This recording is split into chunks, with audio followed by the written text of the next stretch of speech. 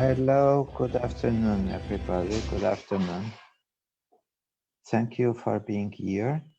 So we are starting day 2 of our KIrC festival. Thank you so much for being part of this event, for being here. Day 2 is focused on innovation and digital. Yesterday we had 2 other panels and it was a great day. Live music yesterday was great. From Andalusia. Today we have live music from Bretagne in France, a little bit of a Celtic taste.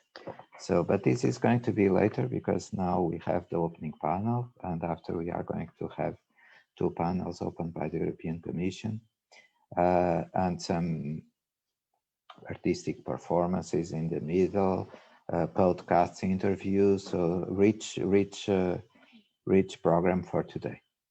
So we are going to open with 3 special guests, and among those special guests we have our vice president. So the vice president for a lot of different areas, Europe, digital, innovation. So indeed, it's the vice president of the region of Alentejo for the exact 2 topics of the panels today.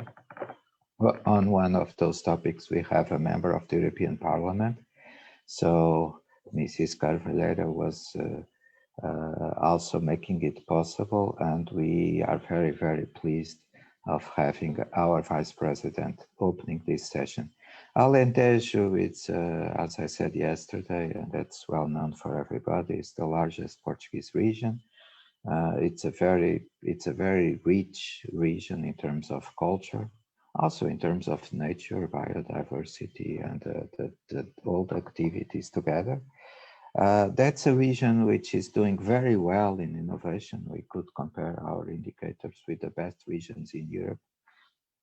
So that's also a region doing well in digital. We are working with the European Commission under H 2020, leading the European policy for smart communities under Aurora project. And Mrs. Carvalheira is the politician, the vice president, the responsible, the leader for those sectors in the region of Alentejo. So that's why it is so special to have you today, Carmen.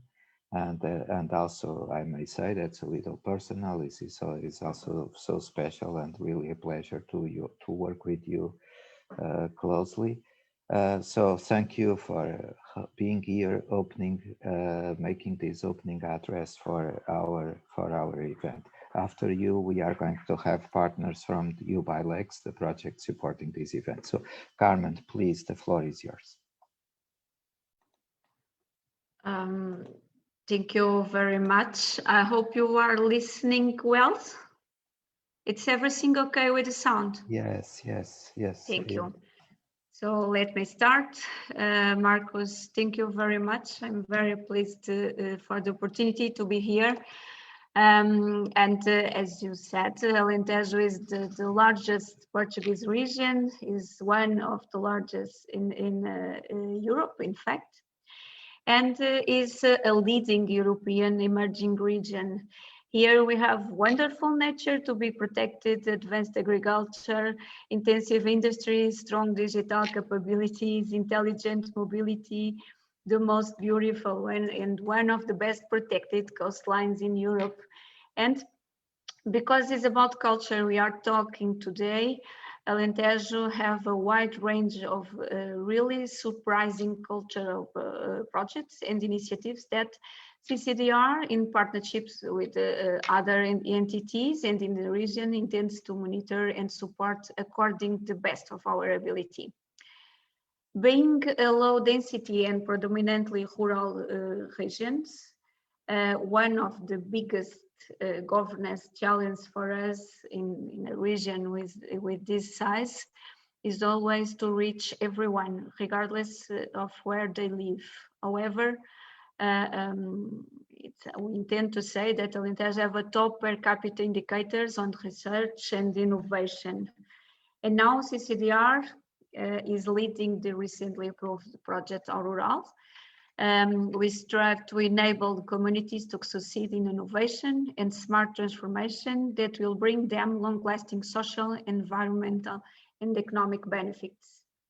Our rural focus on delivering a common digital framework and environment to integrate existing capabilities and turning it into new smart products and services for all regions, rural and urban, and emerging and consolidated, more or less economically dense.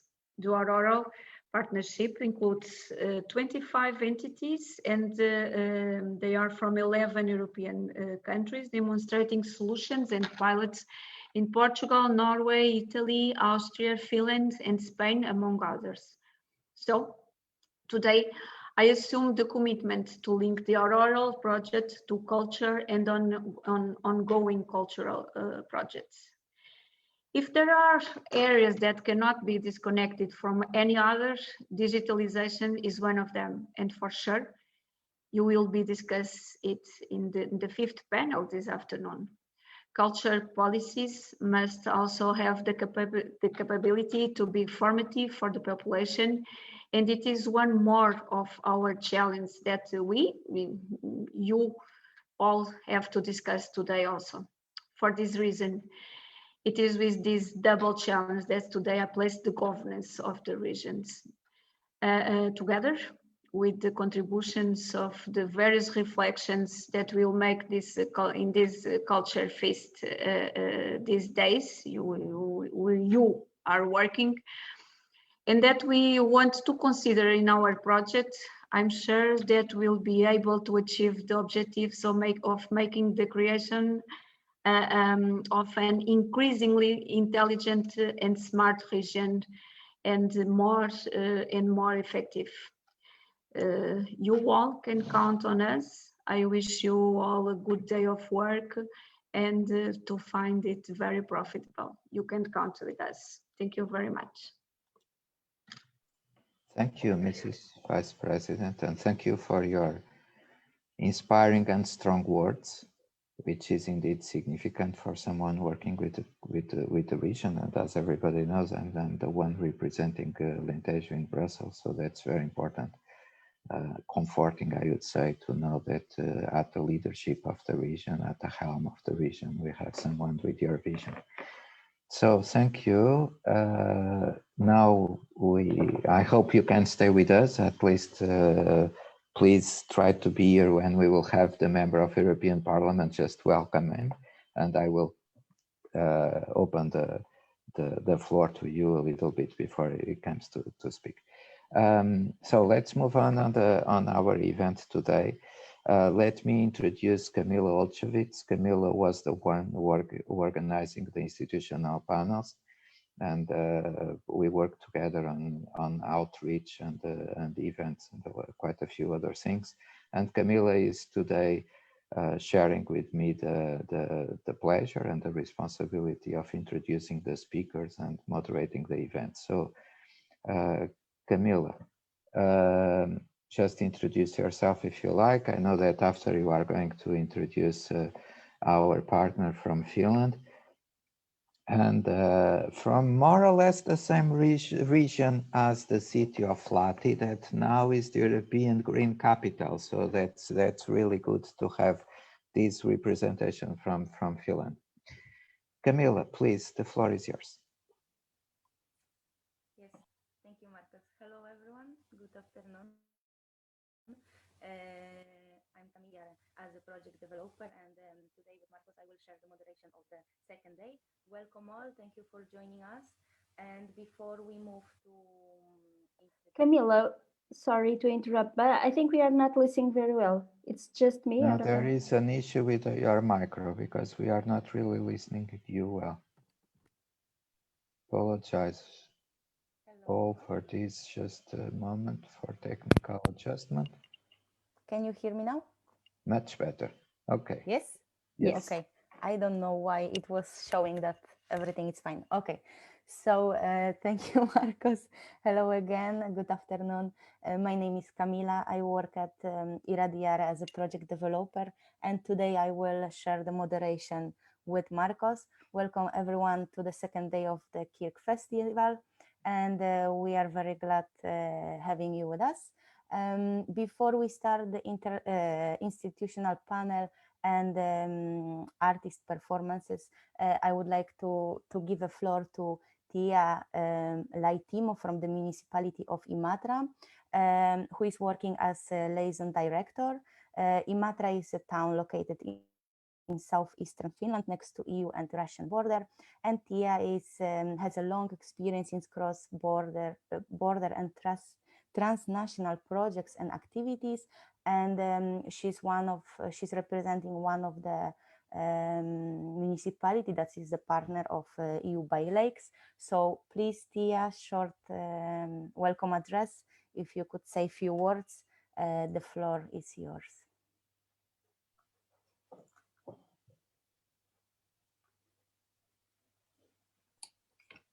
Hello. Perfect. So nice to see and hear you, and thank you for presentation, Kamila. just yeah, few sentences. It is really nice. It is really nice to be here today, because it is actually, yesterday was a really huge day with so much new information and so fantastic performances. So I'm really very interested to see what's coming today and tomorrow. So it's actually something to wait for. but shortly about us, shortly about Imatra. So thank you for you told already the basic things. And the lake which we are located on, it's called Lake Saimaa. And it is actually the biggest lake in Finland and the fourth biggest lake in Europe. So it is huge. And of course, nature has always been very important for us in Finland.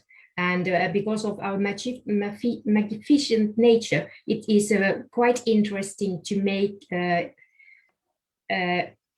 good traveling to Northern Europe just to see our lake area, because it is actually very, very interesting. And if we take our country, so 73% of our country is forest, 10% is water, and we have about 187,000 lakes.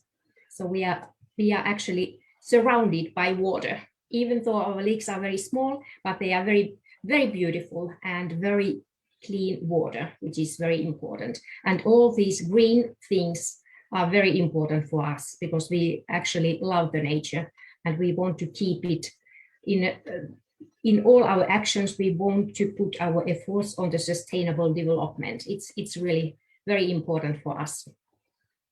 And of course, our Lake Saimaa, it is not only a lake, it is a destination of cultural attractions. And we call it as a phenomenon. And now it is time for us to join European Capital of Culture project in our Eastern Finland. So here we have several cities, including Imatra, and we apply for the European Capital of Culture year 2026. And the main city is called Savonlinna. It's located very close to Imatra. So I would be very, very happy to see you here in Imatra and in our Saimaa area year 26, because we are going to be a capital, hopefully. And in Imatra, we have actually a very lively cultural life. We are not a big city, but our cultural life is really something specific. And I just want to name some of the most important festivals and events we have here. And one of them is, of course, the very high professional Black and White Theatre Festival, which takes, it's unfortunately last year, of course, because of the COVID-19, it has to be cancelled. There was only some small performances left, but this year, in the end of July, there's going to be a very, very professional, high quality festival taking place in Imatra. It is an event inside and outside. So there are performances which are free for the public, and then there are performances which are inside the theaters and our cultural centers. So it is actually something very, very professional, and we are really very happy to have it here. And because of this last year with no events, no cultural life at all, so we are going to enjoy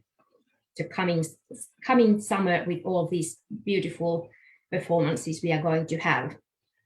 And one more interesting international event we have here is the Imatra Big Band Camp. It is big band music. It's the camp for new musicians to come to practice, and then they organize concerts in our different places in the city for the public and inside the concert halls. So it is actually international event, and there we have had some cooperation with our project partner Iseo Lake. So it is actually something I think we could create something new in this EU by Lakes network. Hopefully we can create something and get it to be more popular, and maybe events to take place in different towns, cities around the lake area in Europe. So this was very shortly what I was thinking to tell you, and I really wish you a very interesting evening. And I really look forward to future cooperations in the field of culture. And in Imatra is a city with a huge digital capital, and we have a very big innovative potential. So this theme which we have today, it is very much in line with our future plans in Imatra. So I would like to express my warm greetings from Imatra and want to wish you all welcome to see us. So have a nice evening, and thank you for inviting me. So see you in Imatra. Thank you. Thank you. Thank you so much. Thank you so much. And please, everybody, and it was great to learn from Teija that Finland is going to have the culture capital for 26, and now not far from Imatra there is the European Green Capital also in Finland. And the good news is that Lahti, the city that is Green Capital, is not like a big city, it's not a huge city, but they have so many amazing projects to deserve to be the Green Capital. And one of the projects I like the most is the Green Grannies, or just elderly people teaching the youngest about how to do green and how to be ecologically sound, and indeed how to be sustainable and to develop the city under a balance with nature. And you have wonderful nature in Finland, so that's really inspiring. We have one thing in common, the fact that we are among the biggest lakes. So you have the super big lake there, and we have in Alentejo the largest freshwater reserve in Europe. So that's a huge responsibility to do well when it comes to environment sustainability, climate adaptation, and of course keeping also the communities alive and strong. So thank you. We are going to now move directly to the first artistic performance of the day. I have to apologize on behalf of our partners from the region of Madrid, Manzanares La Real, because our colleague Ruth, that was preparing the introduction today and this opening address, she got sick. I hope everything will be better, but she's not able to be present. So keep in mind that the region of Madrid, Comunidad de Madrid, is one of the partners of U by Lake projects. We are very proud of it, and we have had a wonderful cooperation. That's the freshwater reserve of the region of Madrid. So once again, a town with a huge responsibility of taking care of a lake. So They are part of U-Bilex project. One after this pandemic situation will be over, one of the events will be in Finland, as they said, but also in Madrid. So let's move on for the artistic performance from Marta and Maria. Marta Ortigosa and Maria Pascual. And Marta and Maria, they did a movie for us. So that's an original artwork, video, a short movie. And so it's, I would say that's a world premiere here today for Marta and Maria's movie. So let's enjoy it, please.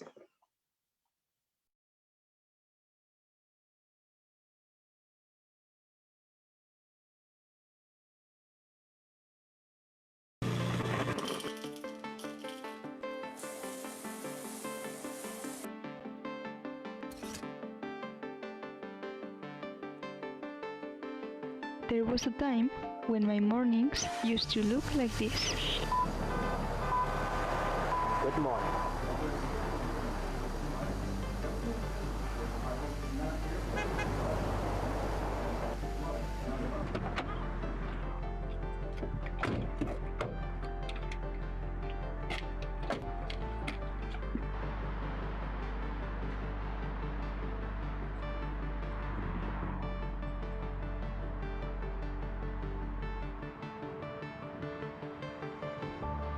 My job was really stressful, but after work I had moments to look forward to.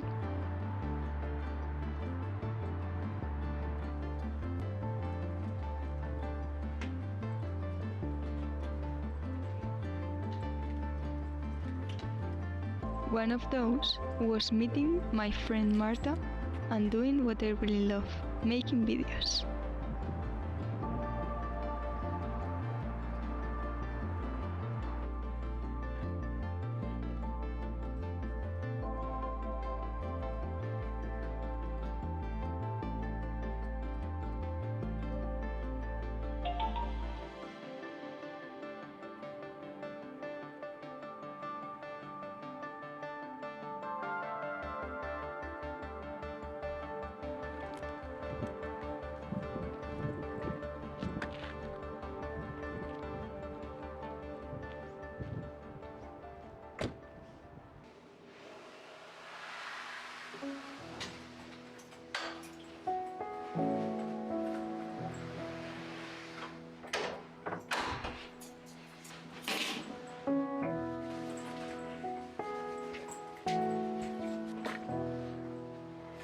I don't know whether to believe or not in coincidences, but I'm sure that seeing your picture helped me to make the decision that would change my life.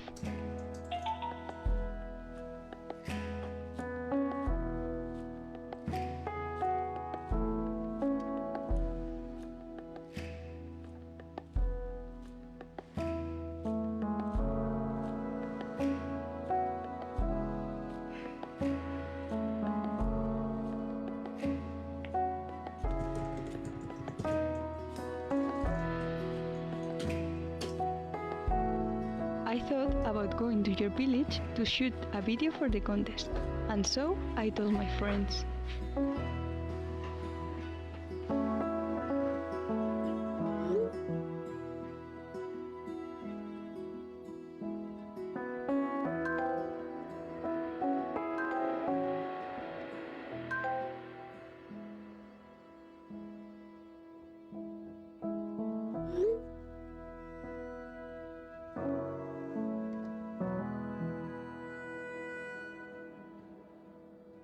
Despite their prejudices, I decided to pack my things and go to your village for a weekend. Your life as a writer there inspired me to prove them wrong.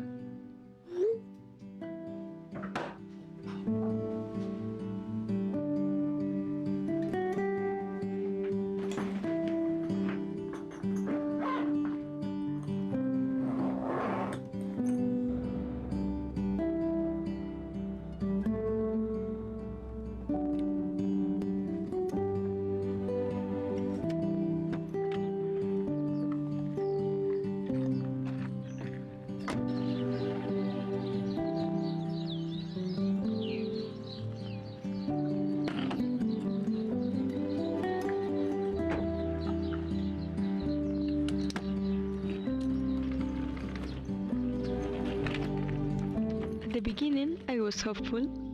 I thought that I could find a crowded village full of life and culture, just as you told me.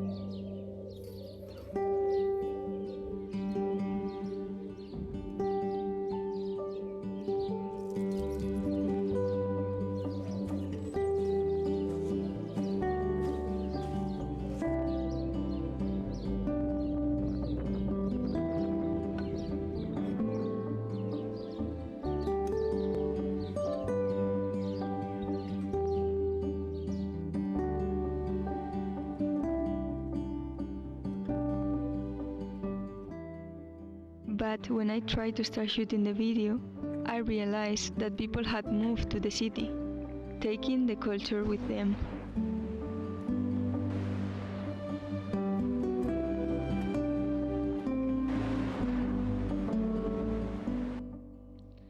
I was really sad, seeing that every story you told me had come to an end.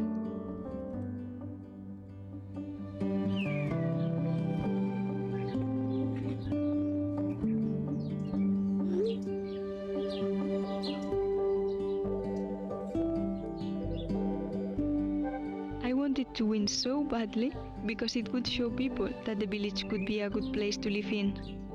But I wasn't even sure if that was possible given the circumstances. It was talking to my friend what encouraged me to continue with the idea of filming the video.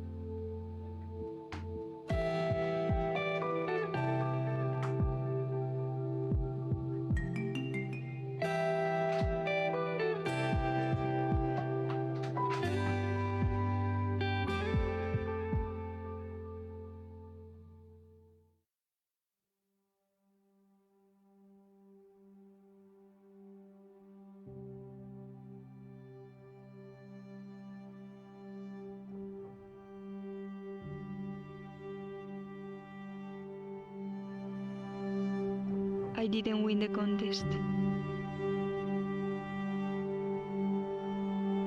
I felt as if I had let you down. After all, my friends were right. Life in the village had no future.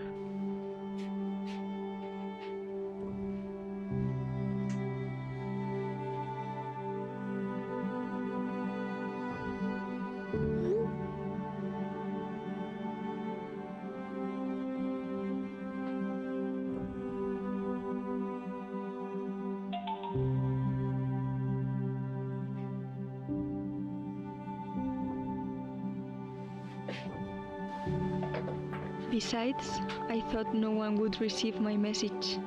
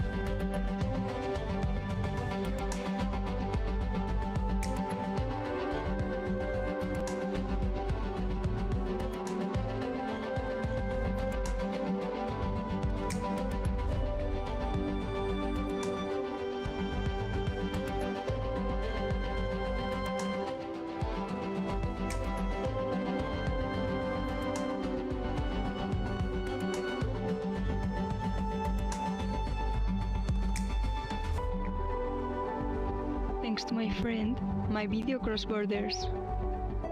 So I gave her your clock, because she showed me that big changes take time. We just have to be patient, believe in it, and keep creating.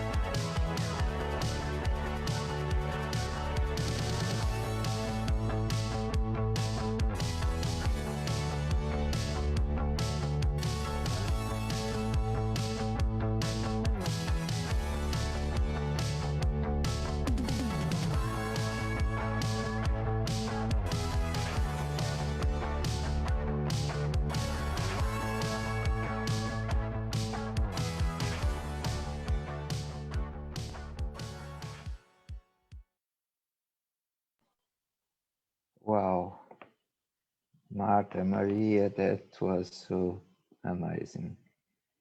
And we had a world premiere in our event, and it almost made us cry. So yeah, it was really, Marta, Maria, are you there? If you want to say something, please. Yes, hello, do you hear me? Yeah. Maria, Okay, hello. we just wanted to say thank you for inviting us here. We are so happy. And okay, we have to say that we are not professional actresses or something, but we love art and doing videos, and we tried our best. And I think here the important is the message, and the message is that we need culture in rural areas. So I think this message is here for you. So thank you for inviting us. We are happy. Thank you. Yeah, I want to just to say the same, that thank you for inviting us to participate here. And with this video, we wanted to address those misconceptions that people may have with life in rural areas, but probably those misconceptions are wrong. Well, not probably, they are wrong. And we just wanted to show that perspective, and I hope you could get that message, and yeah, and continue working with arts, and working with this topic, that it's arts and life in rural areas. So thank you for inviting us. Thank you so much, Marta and Maria. So I'm using the Zoom tool for a round of applause. So just, yeah, indeed, it was super, super, super. Yes, Thank yes. you. And I have to say that Marta and Maria were part of the virtual artistic residence, the same project that U by Lakes did between May the 9th, 2020 and June the 6th. And they won the prize for the topic they were applying to, and when winning that prize was also the reason why we invited you, Marta and Maria, to come to this artistic performance. I have to say that the 3 artistic performances over these 3 days, so yesterday we had Clara Passarinho, tomorrow we are going to have Cleopatra David, and today we had Marta and Maria. Those, all the artistic performances are coming from the winners of the virtual artistic residence prizes. So it was inspiring. You are fully true, fully right. Yes, that's exactly the message we are trying to pass. That there is so much of stories to say from people living in rural areas and keeping that wisdom alive. So very good. Thank you so much. Let's move on for the institutional panel. Now we are going to have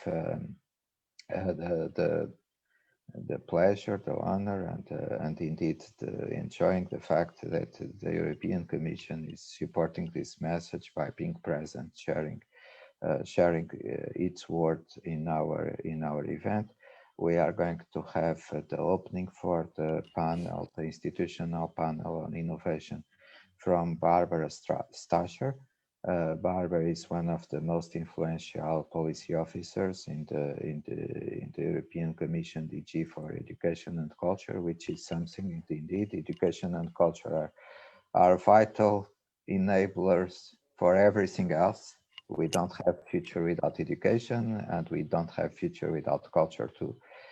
So we are very, very pleased and honored to have Barbara Stacher today. So Kamila, can you help me introducing Barbara? Yes, I just wanted to say we are very glad and honored having the representation of European Commission, DG for Education and Culture. And as a short introduction, Barbara has been working for the European Commission for 25 years in different areas, EU external and trade relation and cooperation with the Mediterranean countries. And currently she's working at the European Commission DG for Education and Culture in the Cultural Policy Unit. Her field of the work is cultural policy making, in particular, the crossroads of cultural and creative sector industries and how to contribute in terms of city and regional development.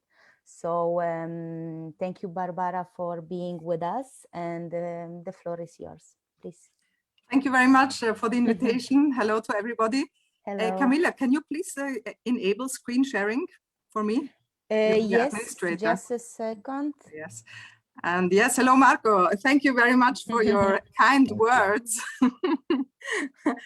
Yes, so I'll try to share my screen.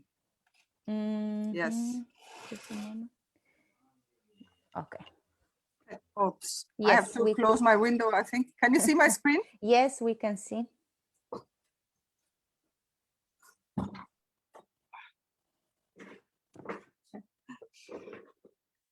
Yeah, that's the problem with home working.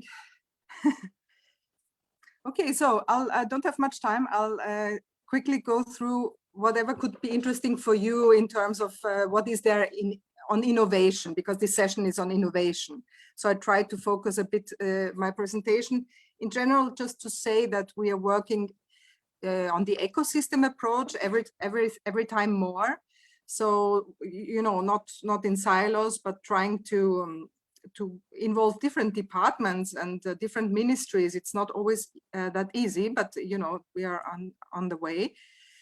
On innovation, just to say that if you're looking for some good literature and recommendations, there has been a group, an expert group with member states and also with the sectors on innovation and entrepreneurial potential of cultural and creative sectors with a lot of interesting outcomes. And there is also a policy overview of that. So as you can see, I mean, innovation in general, the idea is a broad concept of innovation, including also social innovation, not only tech innovation. So art, science, you know, the whole spectrum. And they issued quite a lot of interesting recommendations. That was 2 years ago, and many of them are already being implemented, actually. You know, that there should be more trial and error, not be so rigid, as physical spaces also, and for experimentation, that creators are in strategic assets. So community-led approach, you can see that with the new European Bauhaus already, that kind of trying out new approaches. So we have come quite far in the past 2 years, I would say. And we also did a stock taking about innovation and entrepreneurship, access to finance a year ago when it was still possible to meet physically. Also here, if you click on the link, that's kind of the latest state of play, I would say, with the different recommendations on IP, on intellectual property rights, innovation. I mean, you have kind of the latest thinking is in there, and it's quite a broad, you know, many cultural and creative sectors were also involved, member states. So I think that should be quite good. Yeah, that was also done together with the policy project FLIP, Finance, Learning, Innovation and Patenting for CCIs, which are running different activities. At the moment, they're doing co-creation labs also with schools together. And also with the Creative Hubs network, they have created together with us the Creatives Unite platform to help with COVID. I mean, it's basically a website of common tools and resources and good practice sharing. There is no money linked to the platform because the money, I mean, there's huge amounts coming out, you know, of COVID aid and unemployment aid. It's not going through this platform. It's going through member states and local and national authorities, of course. Yeah, on innovation, just to say that there is also STARTS. Many of you maybe know this program. That's quite interesting. There is individual calls for artists. They have interesting calls for artist residencies, bridging the gap between science, technology, arts. So watch out because they also have some interesting calls directly to artists. And yeah, just to say in general, there's lots of different funding opportunities in different EU programs, Creative Europe, Horizon. The new Horizon program is very, you know, has lots of new ideas and also SME support. So these are just the figures. There's no time really to go into it, just to say that a new funding period started. It's from 2021 to 2027. So the new money has arrived. And now it needs to be translated into concrete calls. So we're a bit delayed, but different calls should go out in April at the latest, under the different programs, Horizon, Erasmus, Creative Europe, InvestEU. Yeah, so I don't know if there is much time to go into that, but just to say, you know, I went through the legal texts of each program to see what is their, what do they have in them for the next 7 years on innovation. So I think you will receive the slides after the meeting, so you can go through them and see what there will be of interest. And of course, the KIC, the Knowledge and Innovation Community with the European Institute of Innovation and Technology. Now that's going to be very, very, very big, much bigger than other funding programs. I mean, we're talking about, I don't know, 60 million euro or something like that. It's really very big, and consortia are already forming. People are starting to talk to each other, because here the art will be how to include business, culture and creative sectors and industries, higher education, universities, research, and regional authorities. Can also be heritage, museums, member states, regions. So, okay, here there will be a call launched by the end of this year. And yes, that will need huge consortia of important players. Yeah, here just the new programs, Creative Europe, the new media program also has a lot in creative innovation labs, platforms, lots of interesting new ideas. InvestEU also, they also have now as a goal to support cultural activities with a social goal. So that's good, because in the sense, you know, this is the SME program of the EU, the Small and Medium Enterprise Support Program. And it also mentions culture, creativity. So it means that culture, creativity, now there's different money pots available, which is good, because, you know, there is more money, because just the culture money, that's not, it's not fulfilling all the needs. Then just here, the COSME program also has an SME support, transnational networks of business incubators and accelerators, but that already since a few years. Also, this one is also ongoing since a few years. It also has design and fashion in there. It's also funded under the SME support program.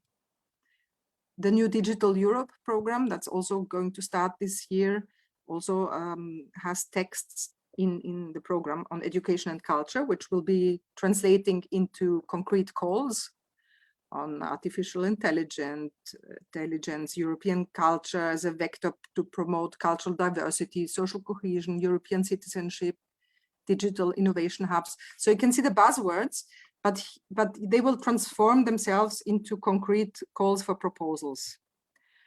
And yes, here's the digital innovation hubs, which already is ongoing as well.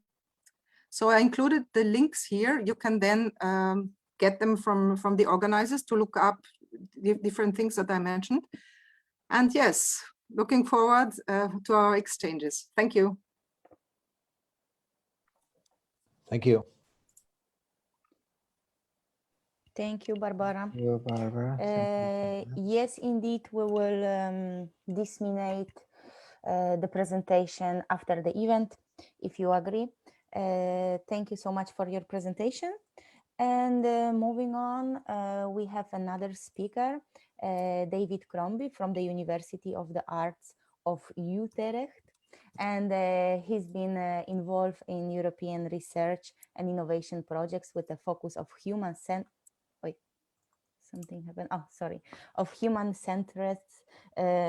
strategic design issues. He's currently working on the policy position for the upcoming Horizon Europe Global Challenge on the inclusive and creative society.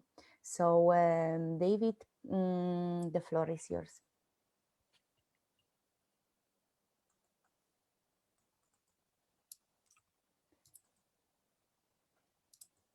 Okay, we can. Yes, hello, sorry. Hello. Usual problem, Hello. muted. Thank you, Kamila, very much, and hello to everybody. Thank you for being with us, David. Thank you. I shall try to be very brief and quick. I work within the, well, here we go.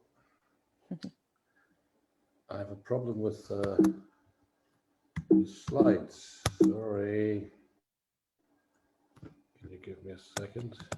I don't believe it. It's not working? No. Could you maybe jump forward the speaker and come back to me?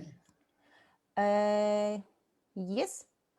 Just to let's see if we have another speaker already here, because I was checking a lot. Aletxu, are you here with us? Yes. Ah, okay. Sorry, hello. I wanted to. Hello. Good afternoon to everyone. Good afternoon. Sorry, I wanted to find your name, but was not working. Okay, no yes, problem. Marcos, maybe you could, I could introduce. And, and then we come back to here a little bit of improvisation. Anyway, yes. We are going to have time for debate, and on the debate, please make questions to the other speakers, because this is also an opportunity to interchange between the speakers, and that's why we try to have the panels to be as diverse as possible. So we have bottom-up associations, we have entrepreneurs, universities, institutions. So we have today the Commission, the European Commission. We had yesterday the European Institute of Technology presenting and actually opening the event. And tomorrow we are going to have the Committee of Regions, the Parliament twice, today and yesterday. Yesterday we had the member of European Parliament, Carvalho, Maria da Graça Carvalho, who is the rapporteur for this sector, specifically EIT and the Culture Geek. And today we are going to have a member of European Parliament from the region of Alentejo, who was leading in Alentejo the topics related to digital sector. So we have diverse panels, and that's also an opportunity for direct exchange between the speakers. And I mentioned that's diverse, so we tried also to have the best examples in Europe on how a startup and a cluster may be managed. So that's an honor to have Aletxu. Sorry if I don't pronounce your name well. It's Alexander anyways. Alexander, okay. Okay. Easier for you. And you are the president for the Basque Country cluster of audiovisual, so that's quite something. And also you are also founder and the CEO of a startup. So feel free to introduce yourself. You are going to do it much better than me. So the floor is yours. No problem, no problem. If you allow me to share a screen, yes, I'm allowed. So let me check, because I have a presentation over me. Okay. I'm there now. Can you watch it? Yeah. It's okay? Yes, yes, perfect. Okay. Yes.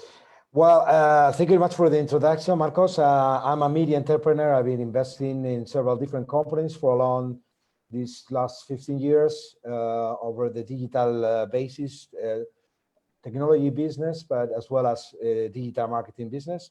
But I'm not here today as an entrepreneur. I'm here as a representing the Basque Country creative and cultural industry through the Basque Audiovisual and Digital Content Cluster, which is called ACEN. And I think it's interesting to share with you how do we adapt ourselves into the, I would say, the digital transformation of the consumption, not only for the content side, but also for the role of the technology in the new industry of culture and creative and creativity, generally speaking. So now the Basque audiovisual cluster is part now from Gaia. Gaia is a much higher cluster and includes all the value chain of the technology companies, and it also includes all the value chains of the big data systems, Internet of Things, 3D system, virtual experience. And just to let you know, the creative economy in the Basque Country is quite important because it's one of the 96 European regions policies, includes the creative industry inside the research and innovation smart specialization strategy of the Basque Country.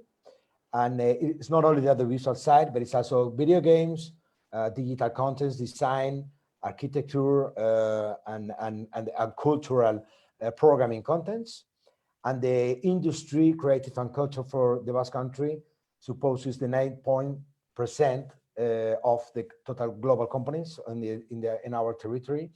Our territory is quite small, but it's pretty good known thanks to the gastronomy culture, and so the Guggenheim Museum headquartered in Europe, and the local culture with the Euskera, with our own languages, and this industry is quite important in our territory, and it also supposes the 5.3% of the total employment. As I was saying and naming it, it's not only video games, but digital contents and a mixture of culture and creative and programming contents. That is what we call now the new digital culture. So what we've done basically is to include the ICCs as part of the Europe policy of the global ecosystems of industries. And I think that that also means that the creative and cultural industries are pretty important and has its own role.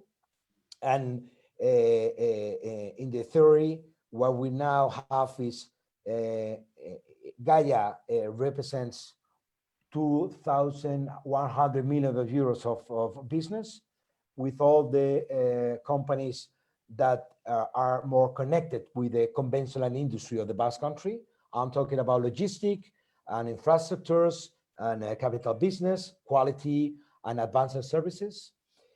Below this level, we have the digital service flow, which has several different services integrated, Internet of Things, artificial intelligence, and also experiential intelligence.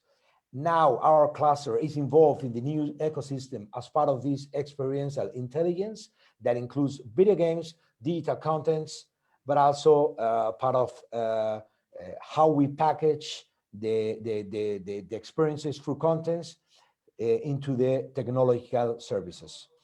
We have cybersecurity market integrated, as well as the transversal services.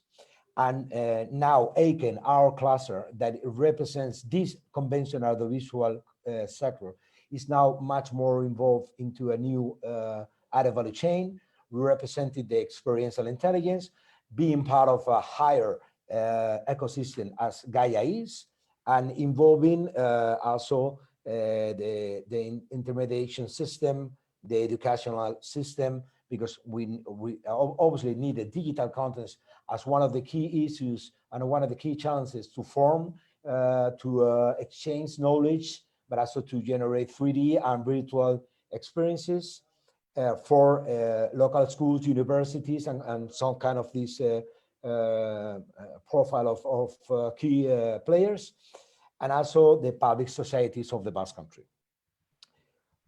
Finally, the strategic guidelines that are now focused on what the content generation means are three: digital transformation, the local talent impulse, and internationalization.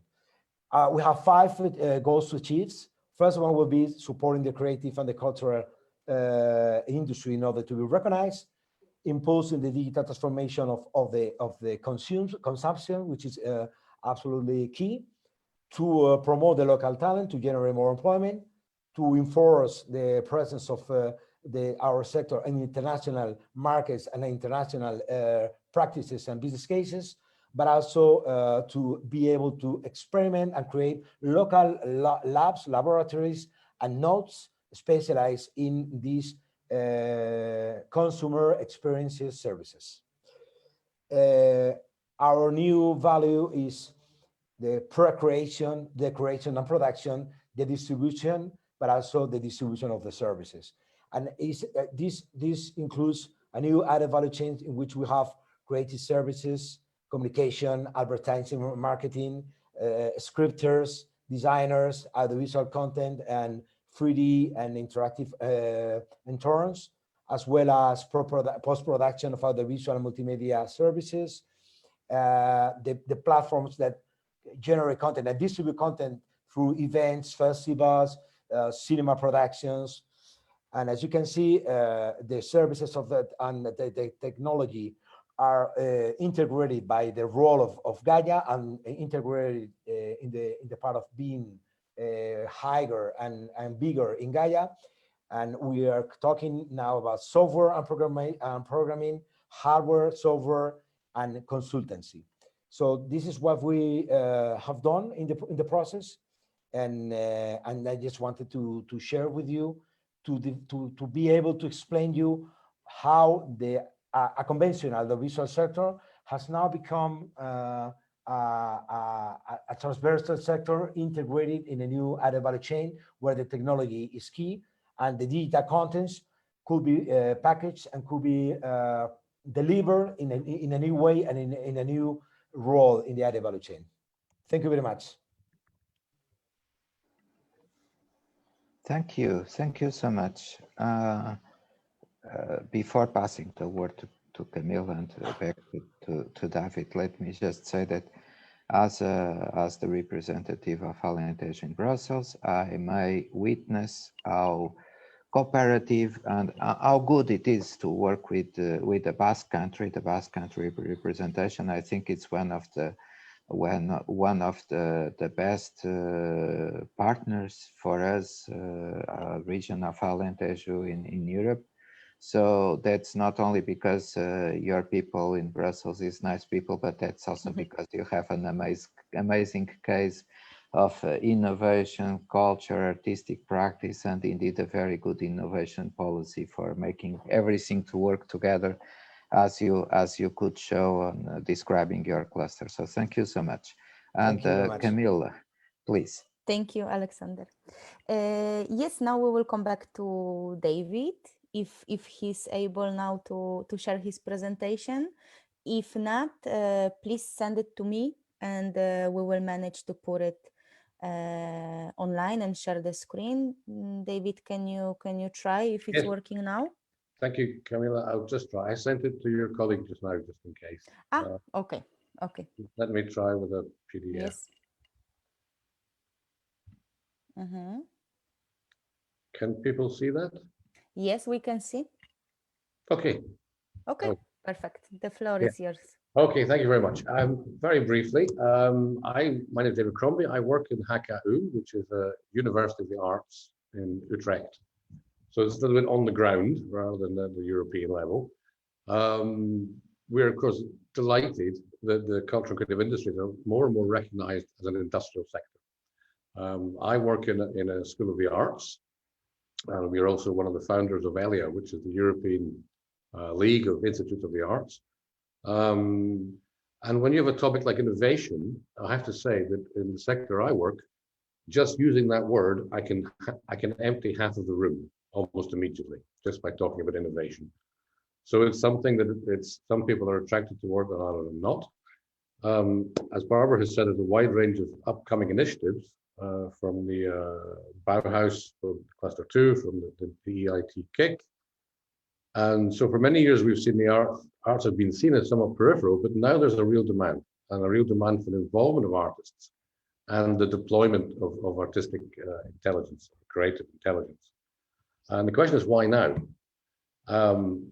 I think one of the reasons, very importantly, is that the models and the approaches that we've had in the past may no longer work in the future. So from an anticipatory systems point of view, or the predictive side, the conditions of change have themselves changed. We see this in terms of the climate crisis. We see this in terms of the pandemic recently. Someone else, Ted Wilson, who's an evolutionary biologist, so the scale that we have to cope with it is we have Paleolithic emotions, medieval institutions, and we're surrounded by godlike technology. So the frame in which we have to work is very, very broad and quite scary. So one of the things I would argue very strongly is for the need to see creativity in context. And what I mean by this is that none of us can individually understand the extent to which we are enmeshed within human-machine collectives, within what Benjamin Bratton calls accidental megastructure. It's very difficult for any of us, whether it's from a technological viewpoint or whether we're trying to deal with how do we have agency as individuals or even collectively to tackle the planetary challenges. So on the one hand, we have technologies which are very much called context aware, but what we need are context aware people. So much of the innovation work, I think, is governed one way or another by technology-driven and technological innovation narratives. But we also need new non-technological innovation narratives. Not one or the other, but both. But one of them is under-conceptualized. There's a very good project, the Designscapes project, Italian-led project, where they make a distinction between primary and secondary instrumentalization. It sounds a little bit complex, but it really isn't. Most innovation, the way we practice it, has a focus on decontextualization and reduction. The parallel focus is on recontextualization and mediation. And in the literature, when you look at this, you suddenly find that the types of competencies and skill sets that are found in the arts world do not fit in the first, primary instrumentalization, but they do fit in the secondary. This is not something I think that's widely appreciated within the sector that I work. So there is a need, I think, for those of us working in the arts, if we're going to anticipate new futures, alternative futures, we need to widen the space of innovation. And equally, we need to innovate the way we imagine. So we need to innovate imagination. By doing this, also sometimes using new technologies, we can arrive at new concepts, we can tell stories, we can anticipate futures, and produce, hopefully, new conceptual blueprints. One of the things that is great to see, but there has traditionally been a gap in terms of experimentation in the arts. There are very highly experimental approaches common across the arts and also within, for example, speculative design. And then on the other hand, you have a focus on technology-centered solutions, which are far more reductive, but also far more commonplace within, for example, smart city environments, etc. One of the things that I'd just like to mention, it is very reasonably new, and I think came from the OECD and the public sector innovation people, is the notion of anticipatory innovation. So anticipatory innovation is one approach that embraces the uncertainty in which we live and allows us to experiment, to explore possible futures and steer towards preferred ones. And I think here, this little diagram, if you can see, is extraordinarily interesting. This is a diagram that shows the place for, shall we say, traditional incremental innovation on the left, going all the way to anticipatory innovation on the right, where you're exploring, really operating within the space of chaos and uncertainty. On the other hand, at its most directed, it would be mission-oriented innovation, something that informs, I think, the EC policies at the moment. And below that, you have the more entrepreneurial, adaptive innovation. This framing, I think, is extremely interesting because there is an opportunity to match the anticipatory power of the arts within this framework on the right-hand side under anticipatory innovation. So what I would hope is that there's a conference coming up shortly, but certainly from the anticipatory arts perspective, there is really an opportunity to involve the arts far more deeply within these types of initiatives and within these types of innovation governance structures. So what I've been arguing here is that the conditions of change will frame our agency. As they frame it, so are our options framed for individual or collective action. We need a far more profound awareness of context to translate this into new possibilities. And of course, coming from an art school, we need to harness our learning structures to meet these challenges. And the one that I think is perhaps the most important is we need to develop new hybrid skill sets, new hybrid competencies, where we can assess, anticipate, scope, and tackle these complex and chaotic problems. And I think that with such an outward impulse, also from our sector, we can build capacity and produce these new instruments and these new pragmatic conceptual blueprints. Thank you. Thank you so much, David. David, I think we could be hours and hours listening to you explaining these amazing concepts. We have few minutes, but it was a kind of introductory to perhaps questions people may have to ask you later. So let's keep in touch this cloud of ideas, inspiration, and knowledge. Thank you so much. We have to move on, so let's go to the next speaker. The next speaker is Flávia Duarte. Flávia Duarte is operating as Deputy CEO for IrRADIARE, and Flávia has many responsibilities within that company. That's the largest in Portugal in its sector. So you are very busy, Flávia, so thank you for offering us a little bit of your time to be here today. And I know that one of the best and most amazing accomplishments and programs you are managing is IrRADIARE Academy. IrRADIARE Academy is legendary. So it's working for quite a few years, and there are alumni spread all around Europe doing amazing things. So that's really a beautiful story to say. And Kamila, do you want to help me introducing Flávia? Yes, but you are introducing really well. Yeah, just wanted to say that we are very glad having Flávia with us today. She's working at IrRADIARE from 2010, where she defines, develops, and managing the projects, build its comprehensive work plan, and managing the budget. She has been participating in the development of innovative products in what regards technology transfer. And Flávia also participated both in European and national projects, being responsible by its full accomplishment in what concern the task proposed. Very glad having you with us today. And yes, if you are ready, we are ready. Yes. Thank you, Kamila and Marta. Thank you, Flávia, for the introduction.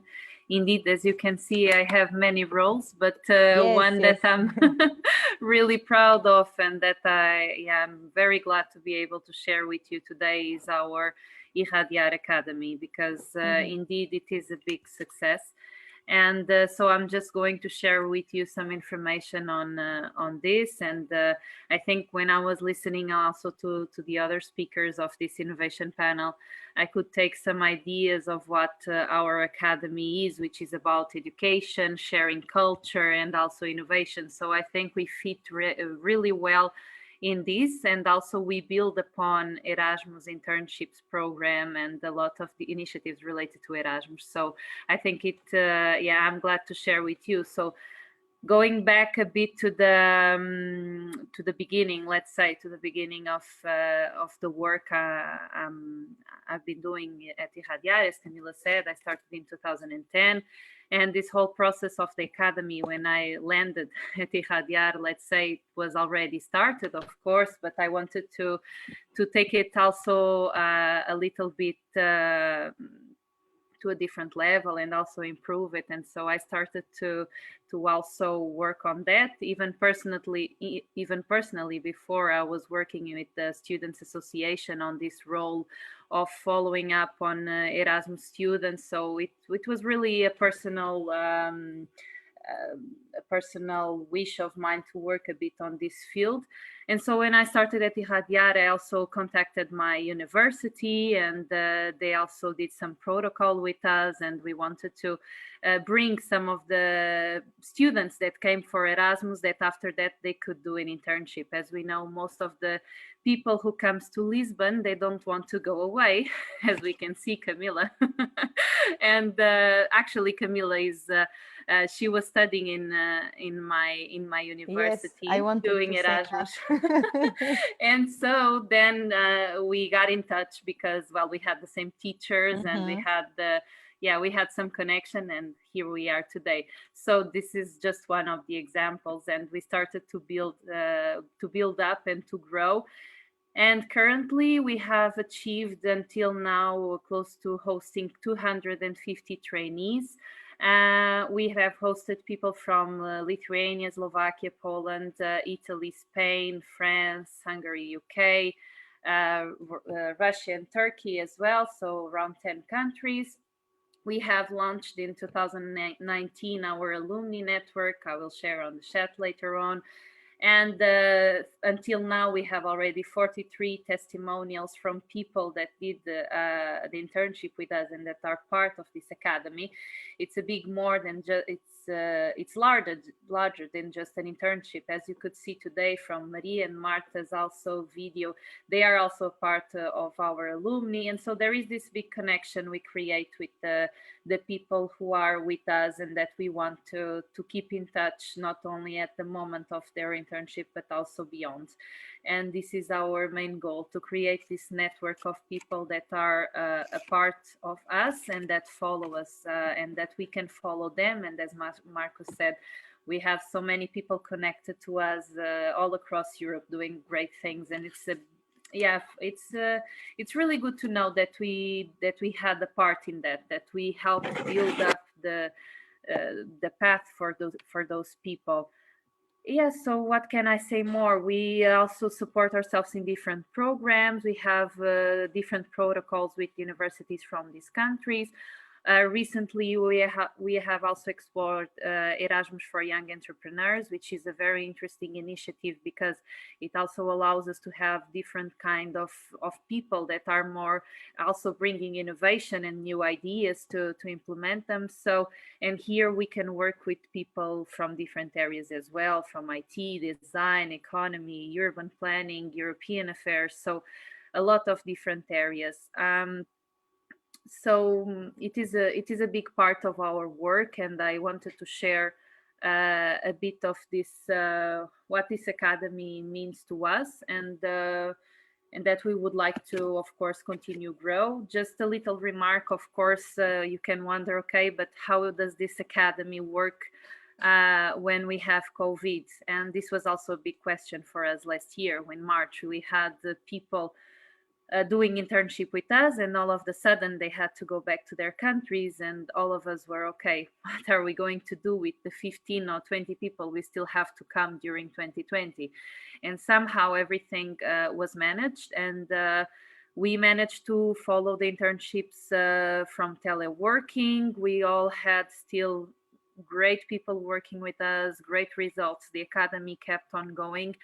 And even today, we have at the moment 10 people working with us, teleworking with us on their internships, and being able to, with this, also finishing their masters and not being waiting for a better opportunity to do the presential internship. So we didn't allow COVID to ruin anyone's plans, anyone's wishes. So I think this was also a very big achievement, and I'm very glad we could do it. So I don't want to take much more of your time. We have space in the debate to talk. So these were my main ideas to share with you about our academy. Thank you very much, and congratulations for this very amazing fest.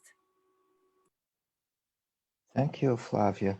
And I think the fact that Marta and Maria, the ones who did the video that we were enjoying earlier in the event, is very much an example of how lively, interesting that IrRADIARE Academy is. And I think that's very, very interesting, the idea of complementing the individual programs like the mobility programs under Erasmus with the sense of community, so a wider sense of community. And that is really making all the difference, because it makes possible for people to integrate better, to keep indeed having this way of supporting each other. And building communities is not only about living in the same place, but that's really about having that sense of sharing and that sense of common goals that is so much present in your academy. So thank you for the example. And Kamila, I don't know if you have some words to close this first panel. So perhaps we need to open to the floor, or to the audience for questions. Yes, indeed. Yes, Flávia closed the first panel. Thank you so much, Flávia. Thank you to all the speakers for participation and your intervention. Now we have a little bit time for some questions, if any. Please raise your hand in case you have some questions, and then after we will move to, we will pass the stage to Monica to see the artistic performance, and then we will start with another panel. So maybe we can have like 1 or 2 questions, and then we could move on. Please, someone, if you please don't hesitate using the chat. We can pick the questions from the chat.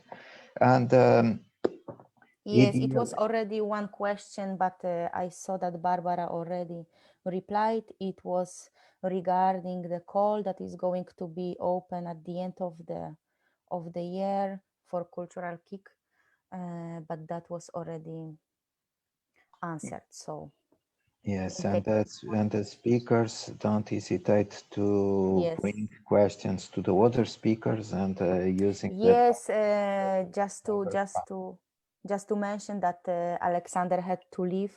I believe he already left. He sent me the message that he had something really urgent. So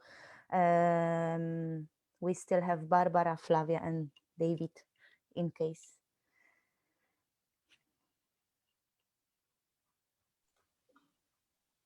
Yes, I could say, because there is a question in the chat. There is a question in the chat: with all those programs, how can I find my way?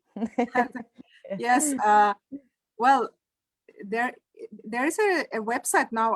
I'll circulate the link, whereby you have a simple search function. So it's EU funding, and then you put in keywords. You put in innovation, culture, whatever, and you have all the ongoing calls at the moment from the different funding programs.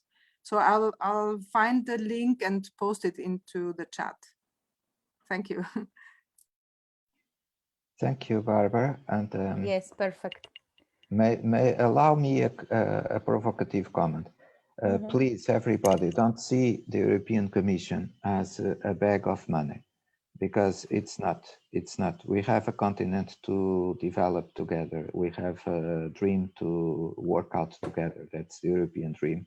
And that is about cooperation. It's not only about having projects. And in that sense, it's why everything that is making us, obliging us to work under that cooperative environment is so important. That's the case of Erasmus, that's the case of H2020, that's the case of so many other projects, programs. So the idea is not only sharing resources at European level and accessing additional funding, but that's also the very profound idea of working together for the same objectives cross-border. And that cross-border is not only geographical, it's also cultural, it's also about background, it's also about context. So there are a lot of borders that we have to cross when we work together in a project. And that's then in that sense, it's very important to really to access the European funds managed directly by Brussels, not only to access additional resources, but also to go through the principle of cooperating and working together under that environment. And it was clear on Barbara's presentation, and that's also, I could find it on David's presentation, that need of indeed reviewing the way we share and we work together. And that's also present on Flavia's presentation. So the idea of building on programs that initially could be just individual and just for mobility, to develop that idea of cooperation and sharing. So Barbara, I don't know if these words about cooperation may inspire you to complement a little bit what you said already. Yes, you said it all, Marcos, in beautiful words. I couldn't have said it better. I mean, Europe are all of us, because sometimes I get these funny questions about, Europe, what can Europe do for us? Okay, but Europe are we all, actually. So in this sense, yes, it's complicated, and it's not a block. I mean, maybe this kind of interesting, I mean, also compliments Marcos and Kamila for putting this program together. You managed to get so different commission people here. So actually, I think it's a unique opportunity. So you can see a bit how the services work, and there is not one voice. I mean, it's not that simple, because you know there are different parts doing different things. It's like it's like ministries in a country also. So there's the Ministry of Culture, there's the Ministry of Homeland Security, whatever. So you know they have completely different tasks and different ways of cooperating. So that's also maybe that is also why the regions are very important. And I think it's actually time to say that here in this audience with Alentejo and the Basque Country, and what we heard also from Utrecht and other places. Yes, I mean, that's what it is about. And in some countries, it has become, regions have become more important than ever before, you know. So regions working together, I think that's where the future lies somehow. Thank you for all of this. Barbara. Thank you. And indeed, tomorrow we are going to have the Committee of Regions, also to say it, because it's sometimes a little bit the forgotten institution among the European institutions, and that voice of city and regions is really important.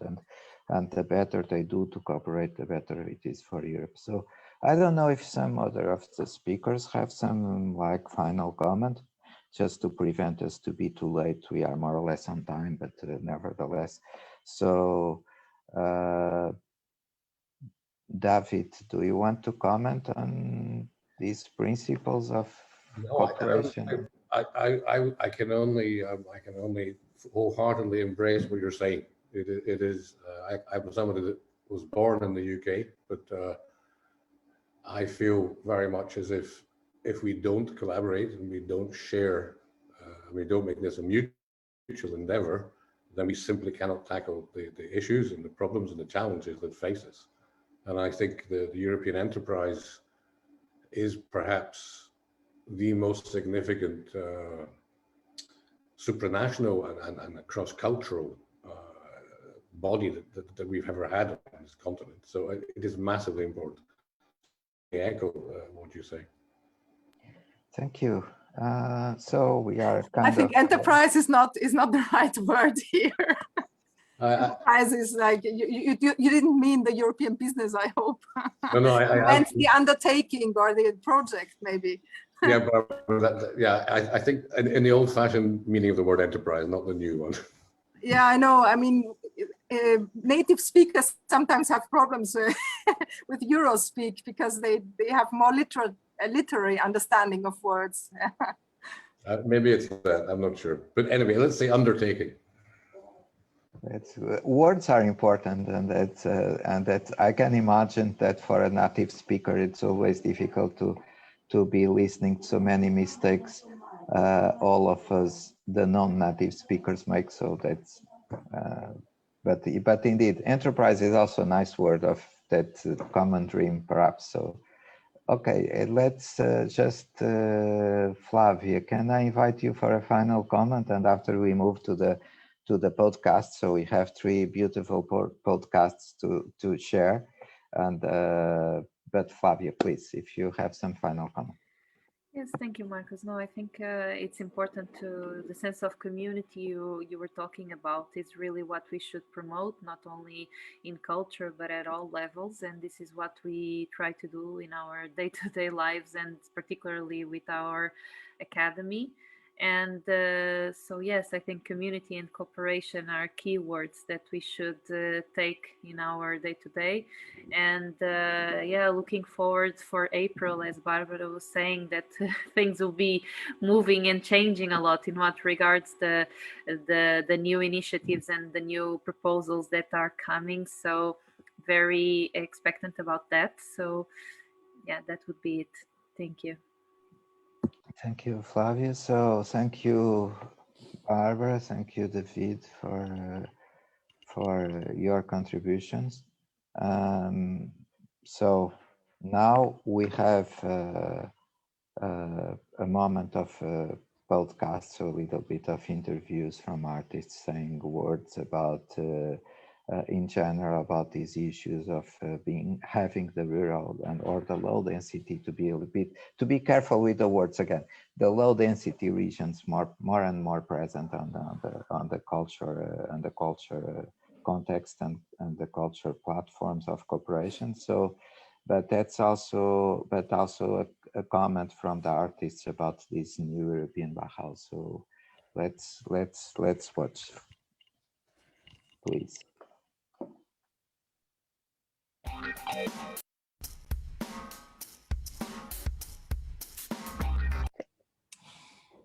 In Italia si sa, l'opera e con essa il canto lirico sono pilastri tutt'oggi della cultura.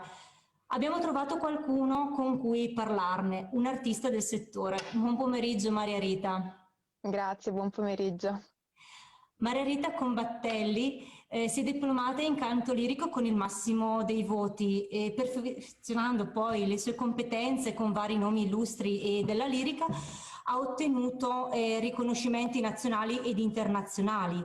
Nel 2017 ha vinto il premio speciale Giovane Promessa al concorso lirico internazionale Luciano Neroni e l'anno successivo ha vinto il primo premio assoluto al concorso lirico internazionale Città di Iseo Franco Ghitti, proprio dove ci troviamo oggi. Maria Rita, c'è stato un particolare momento della sua vita di giovanissima donna in cui ha compreso quello che sarebbe stato il suo futuro percorso professionale. Un momento particolare no, in realtà, nel senso che la musica ha sempre fatto parte del mio percorso di studi. Da bambina studiavo flauto traverso, poi mi sono avvicinata alla lirica un po' come un gioco, un esperimento. Mi piaceva tantissimo cantare e mi sono detta proviamo. Poi grazie agli insegnanti giusti, alle varie accademie per giovani cantanti lirici dei teatri e ai concorsi, ho cominciato ad essere inserita nel mondo lavorativo e quindi ho cominciato a realizzare quel sogno iniziato come un gioco, come un esperimento. Innanzitutto sinceri complimenti sia per lo studio che per la sua carriera. Il coinvolgimento che procura il teatro è indiscusso, quanta bellezza c'è in quello che fa, è una sensazione palpabile nel suo quotidiano, nella sua vita professionale. Tantissima bellezza e ho detto tutto. No, scherzo, adoro il teatro, adoro lo spettacolo teatrale e tutta la grande macchina che si mette in moto per far vivere una serata di magia. Ovviamente al di là della bellezza della scenografia, della regia, dei costumi che ovviamente fanno lo spettacolo, mi piace sicuramente, esatto, mi piace pensare di fare questo lavoro per poter raccontare delle storie e delle emozioni. È bello interpretare un personaggio in cui poi il pubblico si possa identificare. Quindi più del cantare in sé per sé, amo far vivere i personaggi e raccontare le loro storie, e ovviamente sono sempre personaggi diversi con storie diverse, emozioni diverse. E si identifica come divulgatrice di cultura, cioè sente anche di avere un compito di promozione sociale in qualche modo? Divulgatrice di cultura non saprei, immagino di sì, nel senso che mi metto al servizio di quest'arte che arricchisce il mondo. Tutti dovremmo andare a teatro, proprio come andiamo al cinema a vedere un bel film o a vedere una mostra al museo. È importante per la mente e per l'anima, e questo lo sappiamo. E io nel mio piccolo offro il mio contributo a questa macchina enorme di cultura, ecco. E proprio su questo punto affrontiamo un tema di cronaca. Non è un momento particolarmente favorevole, lo sappiamo tutti, per il mondo dello spettacolo in tutte le sue sfaccettature. La digitalizzazione potrebbe entrare in maniera decisa e decisiva in questo settore, secondo lei, e potrebbe anche apportare qualche elemento positivo? Allora, io spero che questo periodo terribile finisca al più presto. Non è un momento facile e purtroppo siamo stati costretti a fare dei sacrifici e a trovare anche dei compromessi per continuare.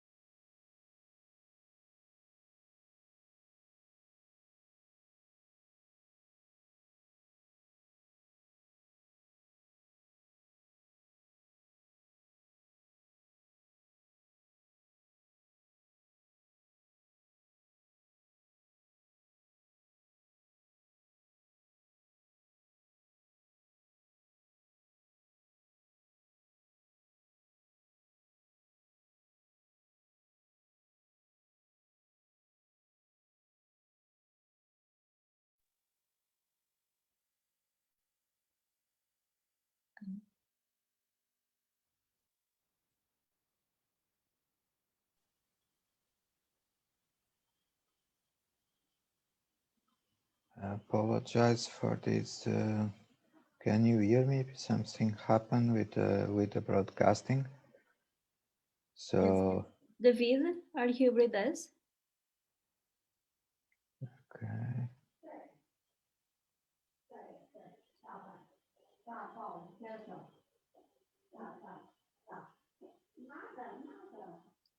David?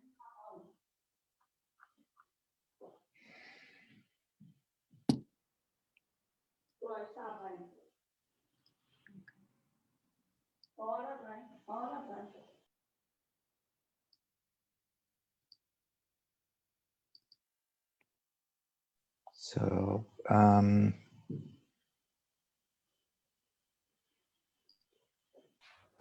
maybe some problems with the internet. So Yes. yeah, something happened. So yeah, I can try to share from my screen, but let me. yeah, please, Monica, if you because let me just try it. Let's try to resume the interview. Anyway, I have to thank to our partners from Lake Iseo for preparing this interview and indeed finding an artist that was willing to contribute as okay. Now we can see a bit of the video. So Monica, are you sharing from your? Yes, okay, perfect. So I please. was trying to put more or less in the where we More were. or less, yes. Just to not with the beginning, but I think I'll take it from here. Yeah. Okay. Esatto. So, Thank you. di fare questo lavoro per poter raccontare delle storie e delle emozioni. È bello interpretare un personaggio in cui poi il pubblico si possa identificare. quindi più del cantare in sé per sé, amo far vivere i personaggi e raccontare le loro storie, e ovviamente sono sempre personaggi diversi con storie diverse, emozioni diverse. E si identifica come divulgatrice di cultura, cioè sente anche di avere un compito di promozione sociale in qualche modo? Divulgatrice di cultura non saprei, immagino di sì, nel senso che mi metto al servizio di quest'arte che arricchisce il mondo. Tutti dovremmo andare a teatro proprio come andiamo al cinema a vedere un bel film o a vedere una mostra al museo. È importante per la mente e per l'anima, e questo lo sappiamo. E io nel mio piccolo offro il mio contributo a questa macchina enorme di cultura, ecco. E proprio su questo punto affrontiamo un tema di cronaca. Non è un momento particolarmente favorevole, lo sappiamo tutti, per il mondo dello spettacolo in tutte le sue sfaccettature. La digitalizzazione potrebbe entrare in maniera decisa e decisiva in questo settore, secondo lei, e potrebbe anche apportare qualche elemento positivo? Allora, io spero che questo periodo terribile finisca al più presto. Non è un momento facile e purtroppo siamo stati costretti a fare dei sacrifici e a trovare anche dei compromessi per continuare a fare il nostro lavoro. Personalmente considero lo streaming uno strumento in extremis, nel senso che mi rendo conto che sia l'unico modo per continuare a lavorare in teatro e per far circolare la musica e quindi la cultura nelle case della gente. Però mi auguro che sia una situazione provvisoria, perché l'emozione dello spettacolo dal vivo, il calore del pubblico e gli applausi degli spettatori sono insostituibili. Quindi mi auguro di poter tornare presto alla normalità dello spettacolo dal vivo. Ne beneficeremo sicuramente noi artisti sul palco, ma anche voi spettatori in platea, perché vivrete l'emozione dello spettacolo senza filtri. E ovviamente sappiamo tutti che è tutta un'altra cosa rispetto allo streaming. Esatto, quindi lo auguriamo a lei e lo auguriamo a questo punto a tutti noi. Grazie, anch'io lo auguro a tutti per averci voi. dedicato del tempo. Grazie mille. Arrivederci. Arrivederci.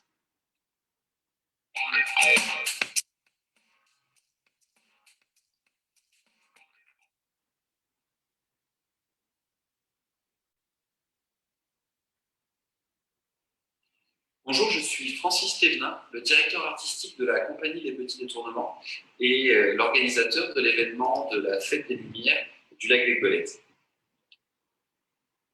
Alors cette année, l'événement a eu lieu de façon virtuelle. On a pu prendre cette décision dès le mois d'octobre. On voulait à ce moment-là pas prendre de risques sur les éventuelles décisions sanitaires qui auraient lieu début décembre. Et on ne voulait pas courir le risque de se faire annuler l'événement au dernier moment.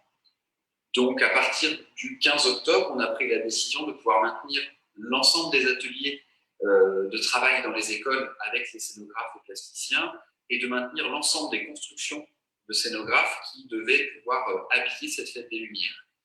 Tout en sachant déjà à ce moment-là que nous n'aurions pas de public pour le 4 décembre, que nous filmerions tout quelques jours en amont pour pouvoir diffuser sur Internet les vidéos de l'événement le 4 décembre.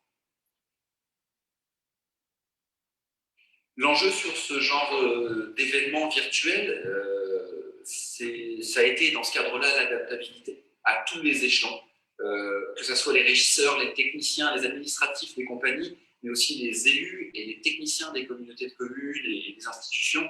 Il faut, pour ce genre de projet, que tout le monde soit en capacité d'adaptation au maximum.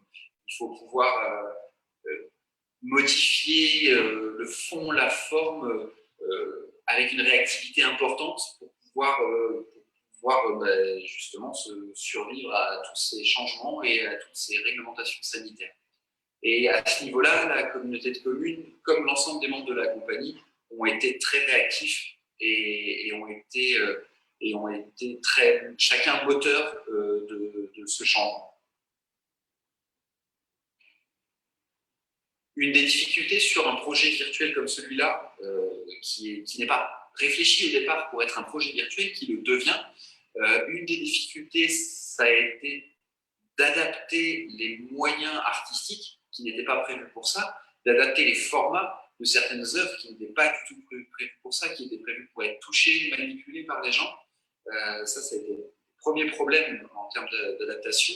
Ensuite, je pense qu'un des gros problèmes pour ce genre de changement de projet en raison du Covid, c'est l'énergie, la remise en route de l'énergie et de la motivation de chacun. J'ai dû avoir cette problématique en tant que responsable du projet de devoir, au moment de l'annonce à toute l'équipe technique et artistique, trouver l'énergie de relancer un petit peu la machine, de relancer le travail de chacun dans cette nouvelle optique. Et ça a été de mon côté, mais du côté aussi des élus, des techniciens, des collectivités territoriales. Il a fallu aussi retrouver cette énergie pour pouvoir rebondir et repartir sur le projet avec le même entrain qui était prévu au départ. Ce genre d'organisation d'événements festifs, culturels dans des zones rurales apporte plusieurs avantages parce que, par exemple, il est très facile dans une zone rurale de trouver de la place pour un événement culturel, que ce soit de la place en réel pour pouvoir que les gens se garent, de la place pour développer les œuvres sur un espace. Ça, c'est des choses qui sont assez simples à trouver. Ce qui peut être beaucoup plus compliqué à mettre en place sur un projet rural, c'est la géographie des lieux. Par exemple, si je prends la communauté de communes du lac d'Aiguebelette, le territoire est assez éclaté et les communes les plus extérieures du territoire, d'un bout à l'autre, sont très éloignées et il a été compliqué de motiver certaines écoles, par exemple, à participer au projet de par le choix de l'endroit du festival, qui était beaucoup trop éloigné du village en question, qui est à l'autre bout de la communauté de communes. Et c'était dur pour ces communes-là, pour les élus, pour les écoles, de trouver un intérêt à participer à un événement qui va avoir lieu à une demi-heure de chez eux. Ça, c'est un des premiers vrais problèmes. Le deuxième problème, ça peut être le manque d'infrastructures techniques, ce qui n'était pas complètement le cas pour nous, mais ce qui peut l'être vraiment. Et pour le coup, là, la communauté de communes a un petit peu d'infrastructure et la compagnie possède assez de moyens techniques pour pallier à ça. Mais c'est quelque chose qui n'est pas toujours le cas et qu'il faut pouvoir avoir en tête avant de développer un projet culturel en milieu rural. C'est très intéressant de monter des événements virtuels, je pense, s'ils ont été réfléchis pour le virtuel depuis le début. Adapter un événement prévu en public en virtuel est beaucoup plus compliqué. Déjà parce qu'on va être surprise en surprise, on n'a pas anticipé les problématiques qui allaient se poser et on peut se retrouver aussi avec des problématiques de matériel qui peut manquer. Dans notre cadre, on a la chance d'avoir un réseau de compagnies autour de nous, en plus du matériel de notre propre compagnie, qui nous a permis de pallier à ces problématiques-là, en termes de matériel de captation vidéo, matériel son, matériel lumière. Mais c'est vrai que la captation vidéo entraîne une lourdeur technique et beaucoup de choses à prévoir en plus, dont on n'était pas forcément prêt au départ et dont on n'avait pas conscience en tant que compagnie des arts de rue, qui avons plus l'habitude d'être face à un public que face à une caméra. Merci de m'avoir écouté et j'espère à une prochaine fois pour un événement réel.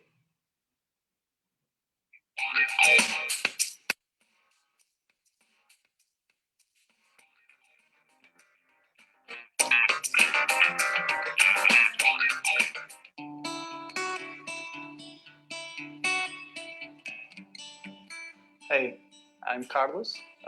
I'm from Buinho. Buinho is a creative hub based in Alentejo, southern part of Portugal. And we have been established here in the beautiful town of Manzanares since 2015, so 5 years now.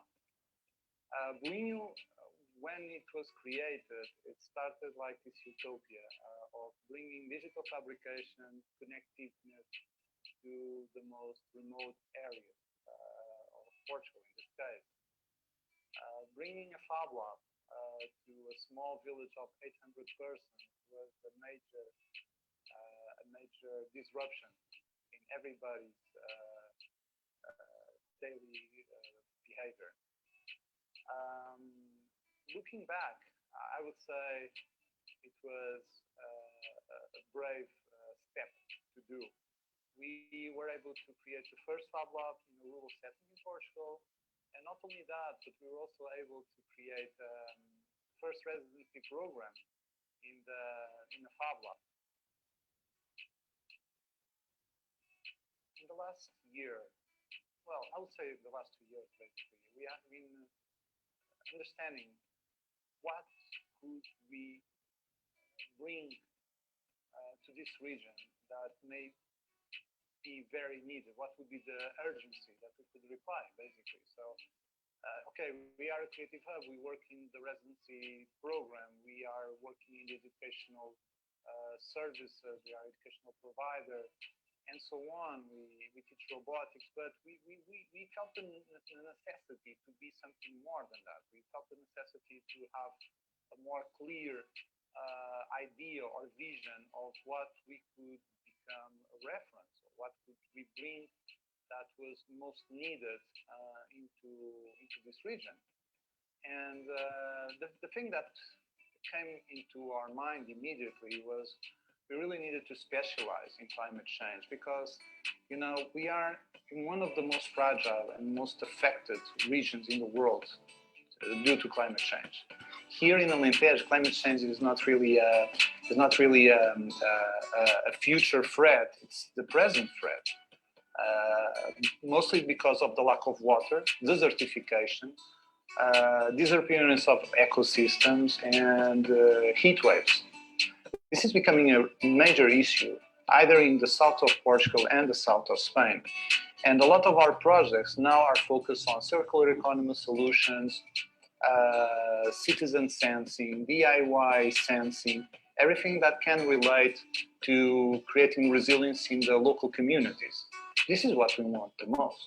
We want to create empowerment of these local communities to fight back against climate change.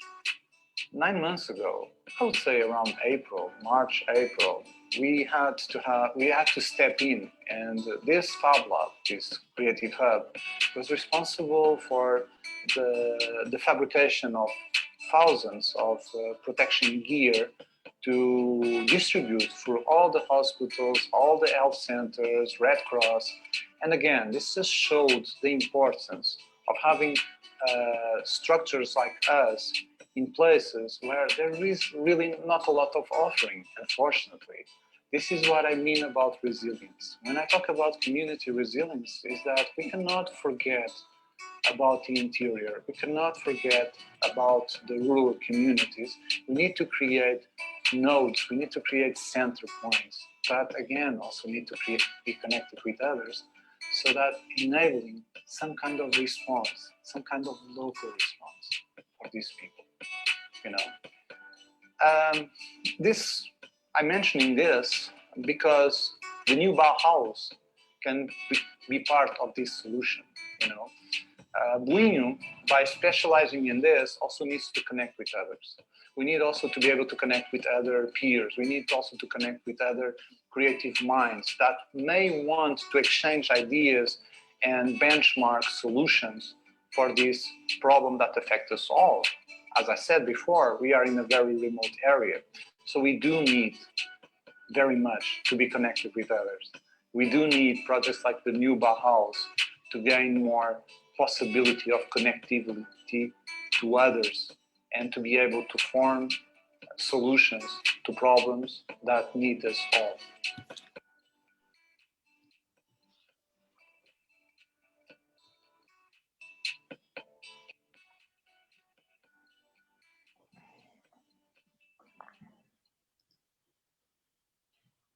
Okay, thank you, Monica, for saving the day. After this crash, we don't know what happened to the video. Okay. Yeah. Anyway, that's again on our podcast. The idea was to have a diverse view. That's important. That people feel good talking and sharing their views. They are diverse, they are sometimes personal, but that's very important feedback from the community. So let's move on. We have now the panel digital. The panel is going to be ended by the member of the European Parliament, Carlos Jorrinho, who is going to make the final address. But before that, we have two other interventions. And one was from the European Commission, from DG Connect. We had on the program to have an address from the head of Interactive Technologies, DG Connect department for digital culture and education. The bad news is that our speaker, Rihanna Ladak, got sick today, and she sent us a message apologizing, so I have to apologize on her behalf.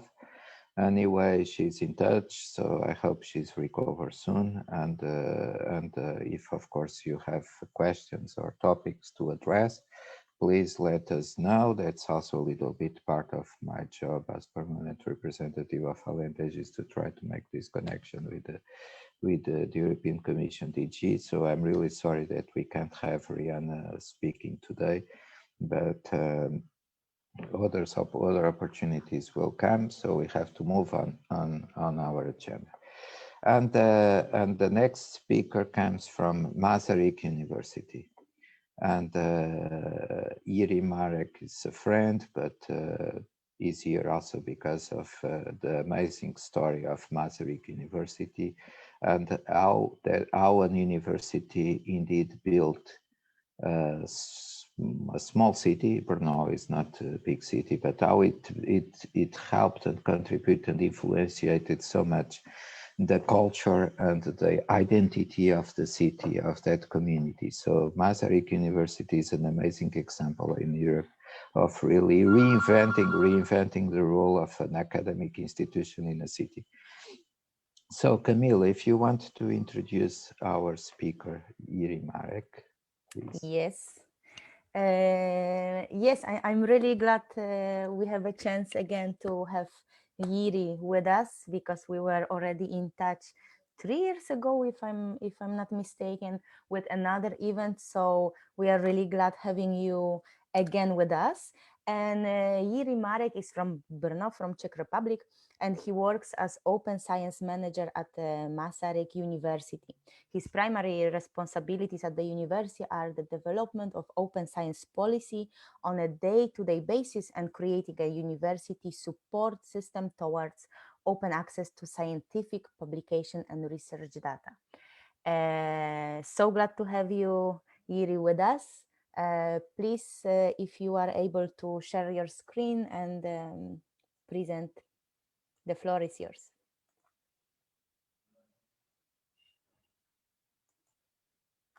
Hello, Iri.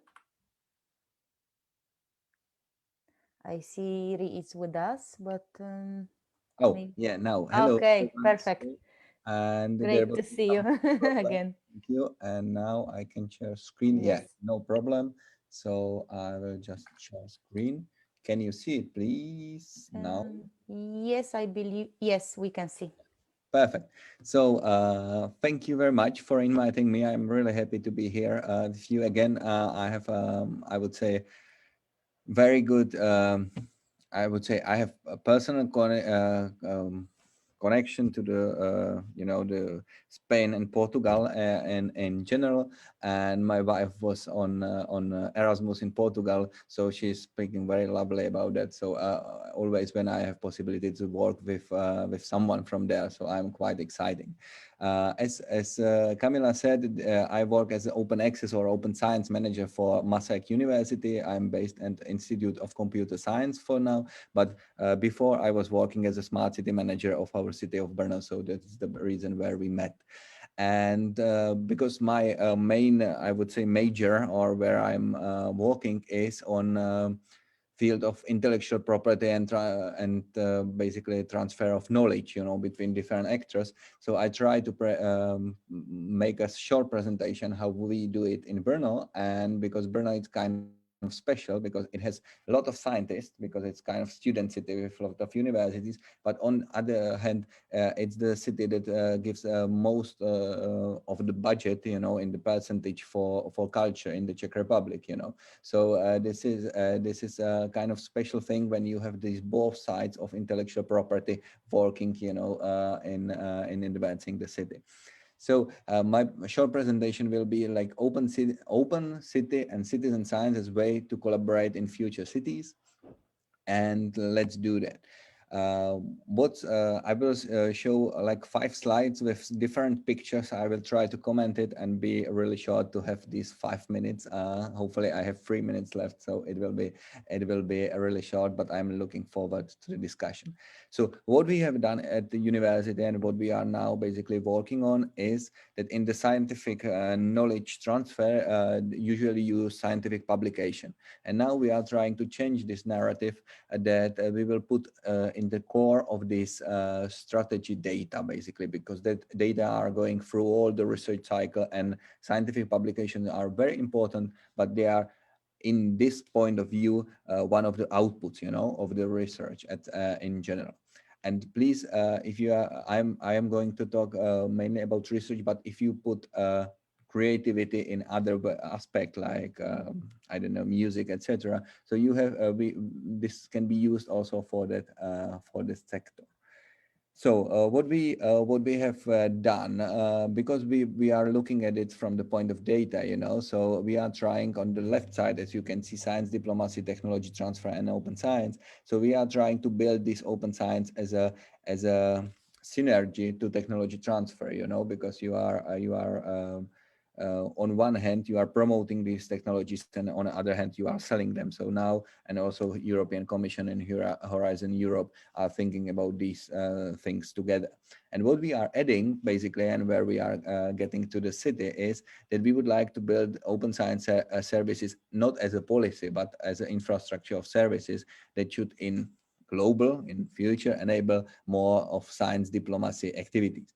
So that means that we will work with not only academia business, but we will work also on academia citizen. And Masaryk University has a new, I would say, ambitious strategy, and one of the pillars is social impact, and social innovation.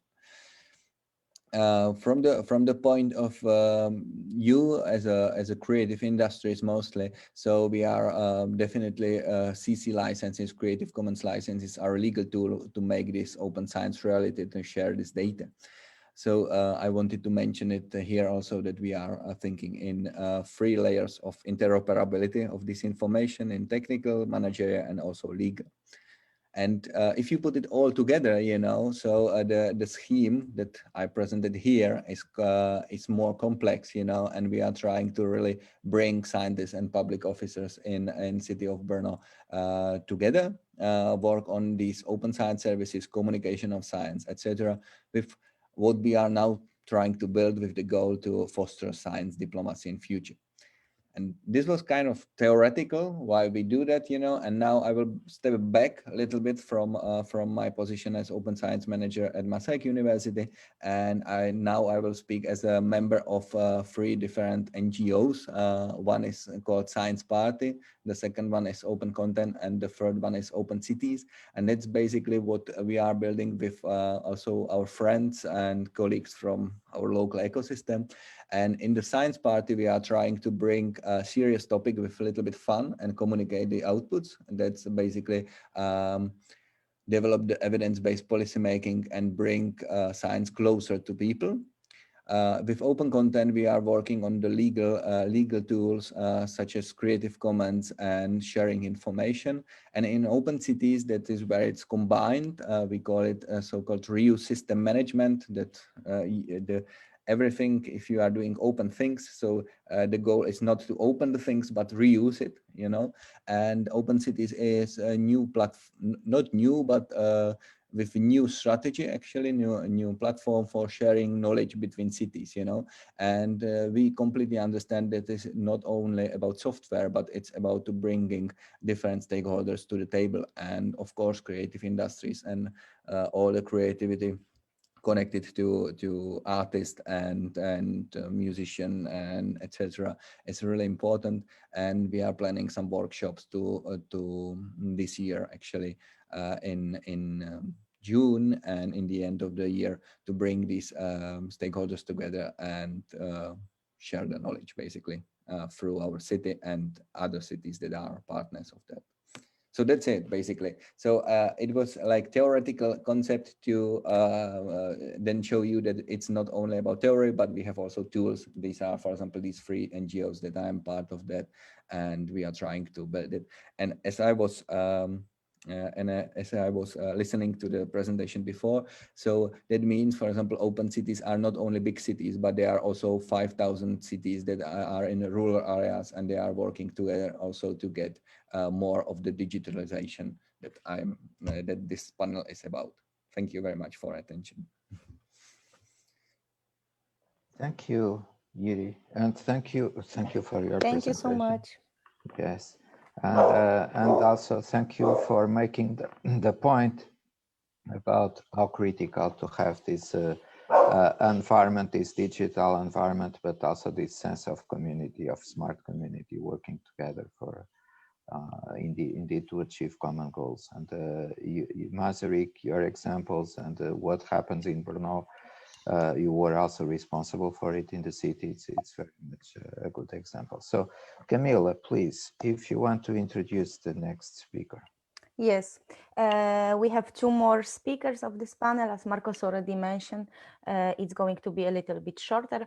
So moving on, the next speaker I'm glad to introduce is Oksana Borisenko, CEO of CEE Angel Investment, and she's an expert in project management and working as a consultant on investment attraction, support and development of small and medium enterprises, coordination of international technical assistance.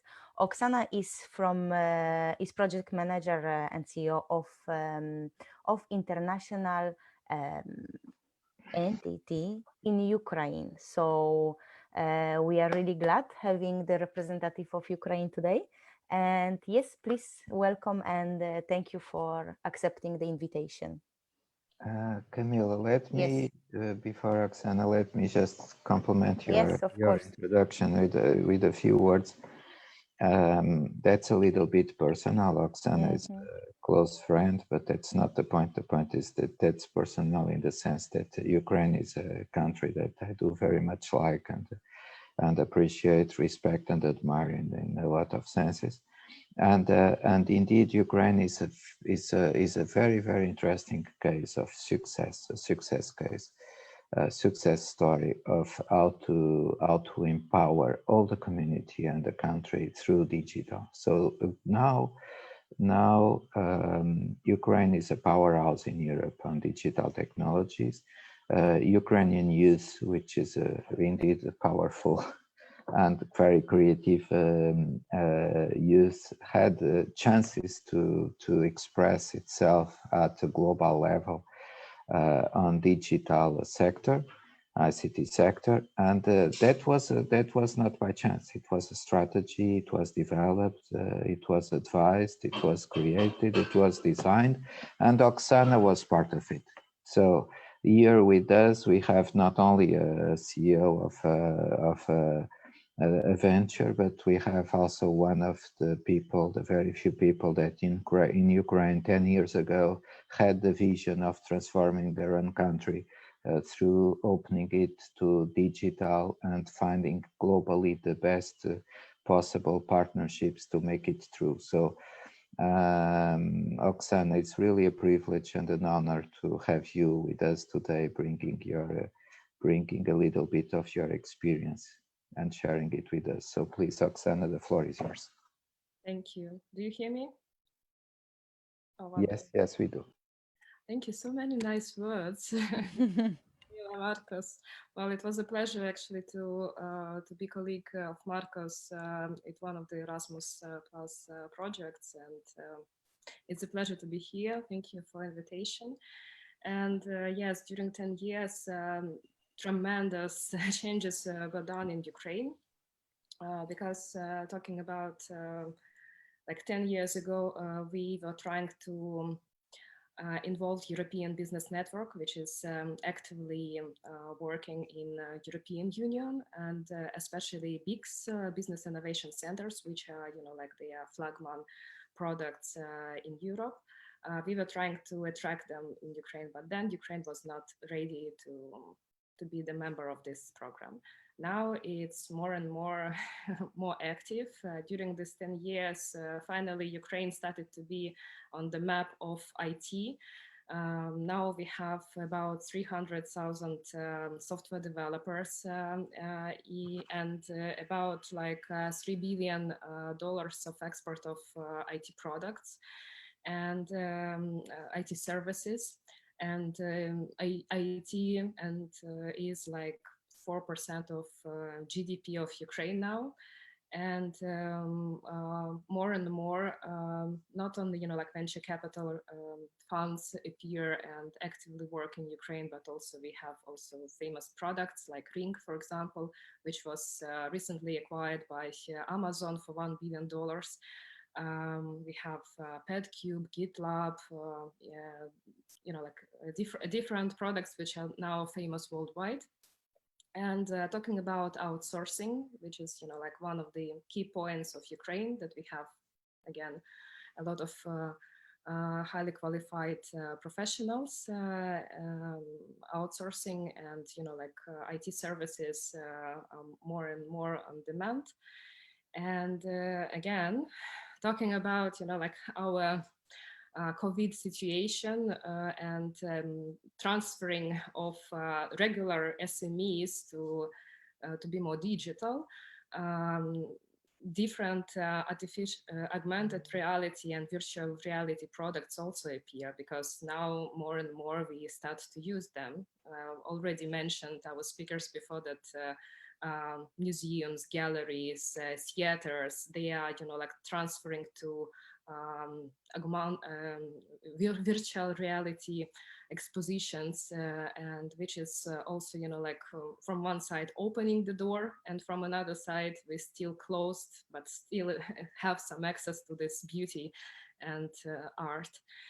And also talking about the governmental organizations and what is now in Ukraine. In 2019, there was established Ministry of Digital Transformation. Before that, we had Ministry of the Government, but now it's like a Ministry of Digital Transformation, which is not only dealing with governmental services to be more digital, but also helping different small and medium enterprises to move to more e-format. And also now we understand that to sell the products, you need to use e-commerce. If you want to be more productive, you need to use CRMs and ERP systems. And slowly, even, like our education is changing into e-education. Now everything is e-related and digital related. Also talking about culture and tourism, which were mentioned, more and more initiatives started to be on not only for like selling and promotion, but also some support. Thanks to EU, we have also COSME, Horizon, and Erasmus programs. And as I mentioned, European Business Network hopefully soon will be also in Ukraine, and business innovation centers will be launched in Ukraine, and we will be more closer to you, thus to have like cooperation. And talking about again like clusters which were mentioned, we also have several huge IT clusters in regions, also like very powerful associations which combining different IT companies in Ukraine, and we are open for cooperation, as Marcos mentioned several times today. And we are not only like looking for money from EU, as again Marcos mentioned, but also we are open for cooperation, and if you need any help, any contacts, please welcome. Let's cooperate together. Thank you. Any questions? Thank you, Oksana. Yes, now we will start the maybe not the debate, but we will have some time for questions. No, sorry, we have one more speaker. Please apologize. We were missing the. No. Yes, of course, Sorry, and the sorry. most important. Anyway, I'm sorry. Oksana, thank you so much for all the story, and I look for the day that the European Union may enjoy the positive energy from Ukraine as a member.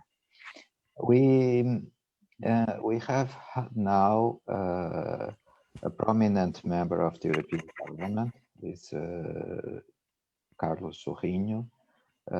Carlos Sorrinho was responsible for a lot of good things at Alentejo in our region, and one of those was the Alentejo digital program.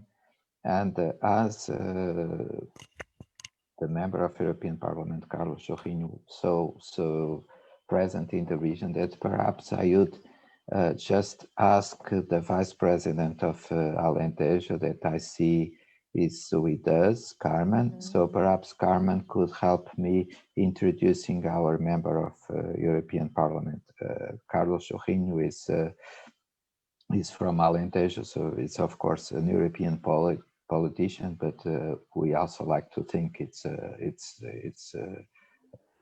representing our region as one of our member of European Parliament. So Carmen Carvalheira, Vice President of Alentejo, if you want to say some words to introduce our member of European Parliament, please.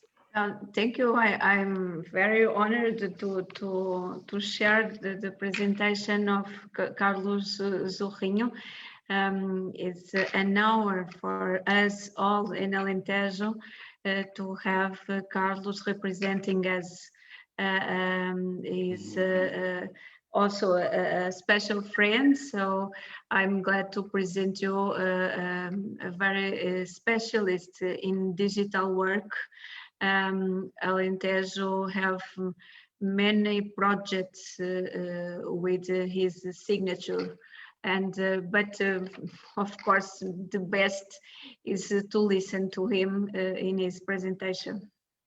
Thank you. So please, honorable member of the European Parliament, Carlos Sorrinho, the floor is yours. Thank you very much. You are hearing me? Yeah. Yes. Yes, we can hear you. Okay, so thank you very much for inviting me to join this stimulating festival. As a member of the European Parliament representing Portugal, but with my heart mostly in Alentejo, also as a teacher in Herrero University. It's a big pleasure for me to be with you. This is a festival with roots in the lands of the Great Lake, but that through the digital networks goes from the Alentejo to Mars and beyond. And so I have therefore decided to take inspiration in this journey from Alentejo to Mars and beyond for my short speech. It's a journey from the Alentejo to Mars and beyond with 5 simple stops, 5 simple ideas to discuss with you. 5 ideas to 5 minutes. And the first is digital. It's about day-to-day life, about the daily life, even of those who are digitally excluded. It's very important. It's simple, but it's very important to underline this. And it's for that in the last century, as you told, I coordinated the first regional digital inclusion project, the Alentejo Digital, which later inspired many projects all over Europe. The technology at this time was rudimentary, but the network and the human interface left marks, and they are still visible today. We are seeing it now. Digital is not only important for digital natives, much less for chicks. It's a new global reality where humanity has to develop in a sustainable way. And this is the first idea I want to share with you. The second is digital. It's about human beings. Even the most powerful intelligent algorithms served by the most powerful technologies do nothing more than copy the meaning that the human brain gives to things. There is no master algorithm. I don't believe in master algorithms, but there are in each of our brains a master pattern. Imagination is the power, like in Paris 68 last century. Imagination is the power. Culture is the key. By imagination, you are 1 second ahead of the machine, and the machine serves us. Without imagination, you are 1 second behind the machine. And like that, we are his servants. They servants. It's very important also to understand this simple idea. The third simple idea is that digital is about democracy and citizenship. Data are the new wealth, but they belong to those who generate them. It's not like that in China or in other countries, but in Europe, we need to follow this main idea. Their use is to be justified by a common interest, scientific or social or environmental or universal access to services and goods of public interest. So just as we define a Green Deal in Europe, as you know, you also need, and this is a proposal that I made all days here in the Parliament, a data deal in Europe. A data in exchange for guarantees of transparency, privacy, democracy, and fight against fake news and access to universal services of public interest. A data deal, an act of citizenship between citizens and all the users of data to have a different way to promote the digital society.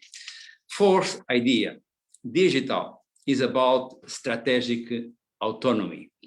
The pandemic has shown the importance of shared control of production and knowledge chains. Independence is the fruit of interdependence, only if everyone is a decisive part of the value chain. So the conclusion is not to protectionism. The conclusion is more and more cooperation, but to be relevant, a person, a community, a territory, a company, a country, a power has to have a digital capability that allows it to cooperate on an equal footing in global networks. This is also a very simple idea, but let me say, very critical one. And the fifth idea, it's digital. It's really about the present and about the future of the world. Fair globalization. I believe in globalization, but in a different globalization. A fair globalization implies that the European model, based on values, will be a reference, a global reference. It's important to affirm the European digital identity. You have an identity as a group, as a partnership of 27 countries with values, with principles. So we have also a digital identity. And this digital identity needs to be the inspiration for a global digital identity, focused on ethics, people at the center, reduction of inequalities, and a better and more sustainable life for everyday more people, and also protecting biodiversity. So in conclusion, because I think I used my 5 minutes, I was a rapporteur in the last mandate in the European Parliament for the ISA Square interoperability program. Now allows us to make all that working together. I was also the rapporteur for the portability regulation. Very interesting because I can show, for instance, some football games at the same time that I play in Portugal, I see here in Brussels and so on. But this is something that is not so clear before this regulation. I was the rapporteur for the Wi-Fi for You initiative. I have some dreams about the future of this initiative. I want to try to transform the Wi-Fi for You initiative with single authentication in the basis of a European portal of services for citizens. It's not easy, but we will try to do that through the European Connected Facility, the CEF. And I was also the rapporteur for the Digital Europe program. Very important pillars. And now I am the rapporteur for the own initiative report on the European Union digital future and the whole of artificial intelligence. And also I'm the rapporteur for the Digital Markets Act for the regulation of the digital markets. I wish really to improve the European way. Come people, come enterprises from Ukraine, from China, from the United States, from India, from Russia. They come, no matter from when. What I want is that operators need to operate in the European Union as Europeans. You are hearing me, and perhaps you are thinking, it's a dreamer, it's a dream, it's a dystopy, it's a utopia. I want to remember you. The name of my small speech is from Alentejo to Mars and beyond. So I'm now in Mars, but I'm available to return to Earth to discuss with you these ideas. Thank you very much. Thank you so much. Thank you so much. Indeed, I think we were very, very, very lucky that, during this panel, because we had three visionaries, three political pioneers. You, Mr. Carlos Jorrinho, at European level, Oksana at the national level, when you were so instrumental to make Ukraine to be what it is now on ICT sector, and IrI at the city level, because before being at the university, you were indeed operating the Smart City program for Brno. That's one of the most lively, interesting ones in Europe. And that's indeed one where smart cities have a meaning of smart and not only painting some buildings. Sorry for the little bit of criticism. Okay, so I don't know if we are a little bit late on time because we are supposed to start a live concert in 2 minutes, but I think with the tolerance of our invited artists, we could have a few minutes for exchanges among the speakers and for questions. And please, I would dare to mention that if our Vice President Carmen Carvalheira could be also part of the debate, don't hesitate to bring questions to her. And so please, if there are some questions from the audience, just point it using the tools, so the reaction or the chat. And if there is any comment from the speakers, so I don't know, Oksana, do you have some comment to the inspiring speech from the member of European Parliament? Well, actually, Carlos, you are not a dreamer. You are a realist, and we are moving in this direction. And well, at least for Ukraine, I can confirm it. As for Russia and Japan and other countries, but we are doing our best to align our legislation and also to do the products as Europeans, as real Europeans. So yeah. Ukraine is really part of Europe, okay? And I'm not trying to be Eurocentric, okay? What I wish is to have this idea of the a digital world that it's digital, but it's also human-centered and based in values. Could be, why not, the choice of Americans. You could see that when European Union approve our data use regulation, database regulation, first there are a lot of bad reactions, but before in the United States, in different countries, in different parts of the world, some of these rules are adopted. Now you are discussing very hard with the big enterprises, Amazon, Facebook, and so on, how to deal with to pay the services, for instance, or in the Digital Service Act or in Digital Markets Act, how to avoid that 3 or 4 big retailers would control all the markets. It's not. We are changing to digital. You need to try to use this change to have a better and more equal world, not to have something like a augmented reality that it's worse than the actual analogical reality. So it's very, very interesting to hear the experience of Ukraine, and I wish you a big success. Well, actually, talking about GDPR, it is planned in the Parliament of Ukraine to adopt the laws and us to align our legislation with EU legislation.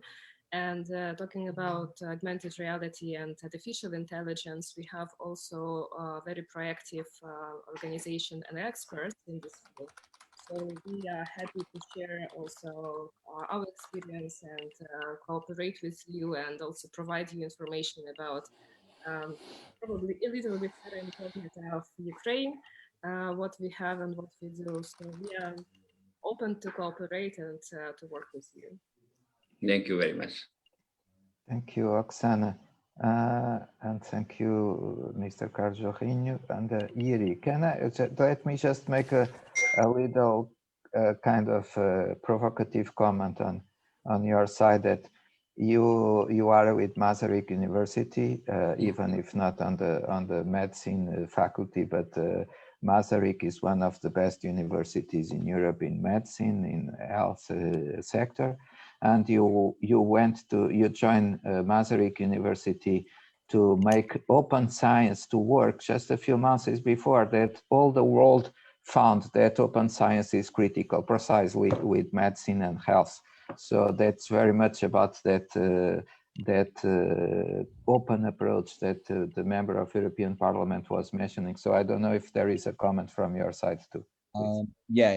Actually, what we are doing now, we are basically trying to bring a service and better data management planning to every scientist at Masaryk University. Actually, we are quite lucky. There is at another university, at Czech Technical University, there is a guy that is working with Dutch colleagues on so-called data stewardship wizard. Actually, it's machine actionable data management planning. That means that you are not building only these data management plans for the paper, for example, Horizon 2020 project recommendation, but you usually bring with this tool the project management planning to everyday practice of the scientist, And we are now discussing it with them. We will have a roadshow about open science at each faculty during April and May of this year, and we are hoping that by the end of this year we will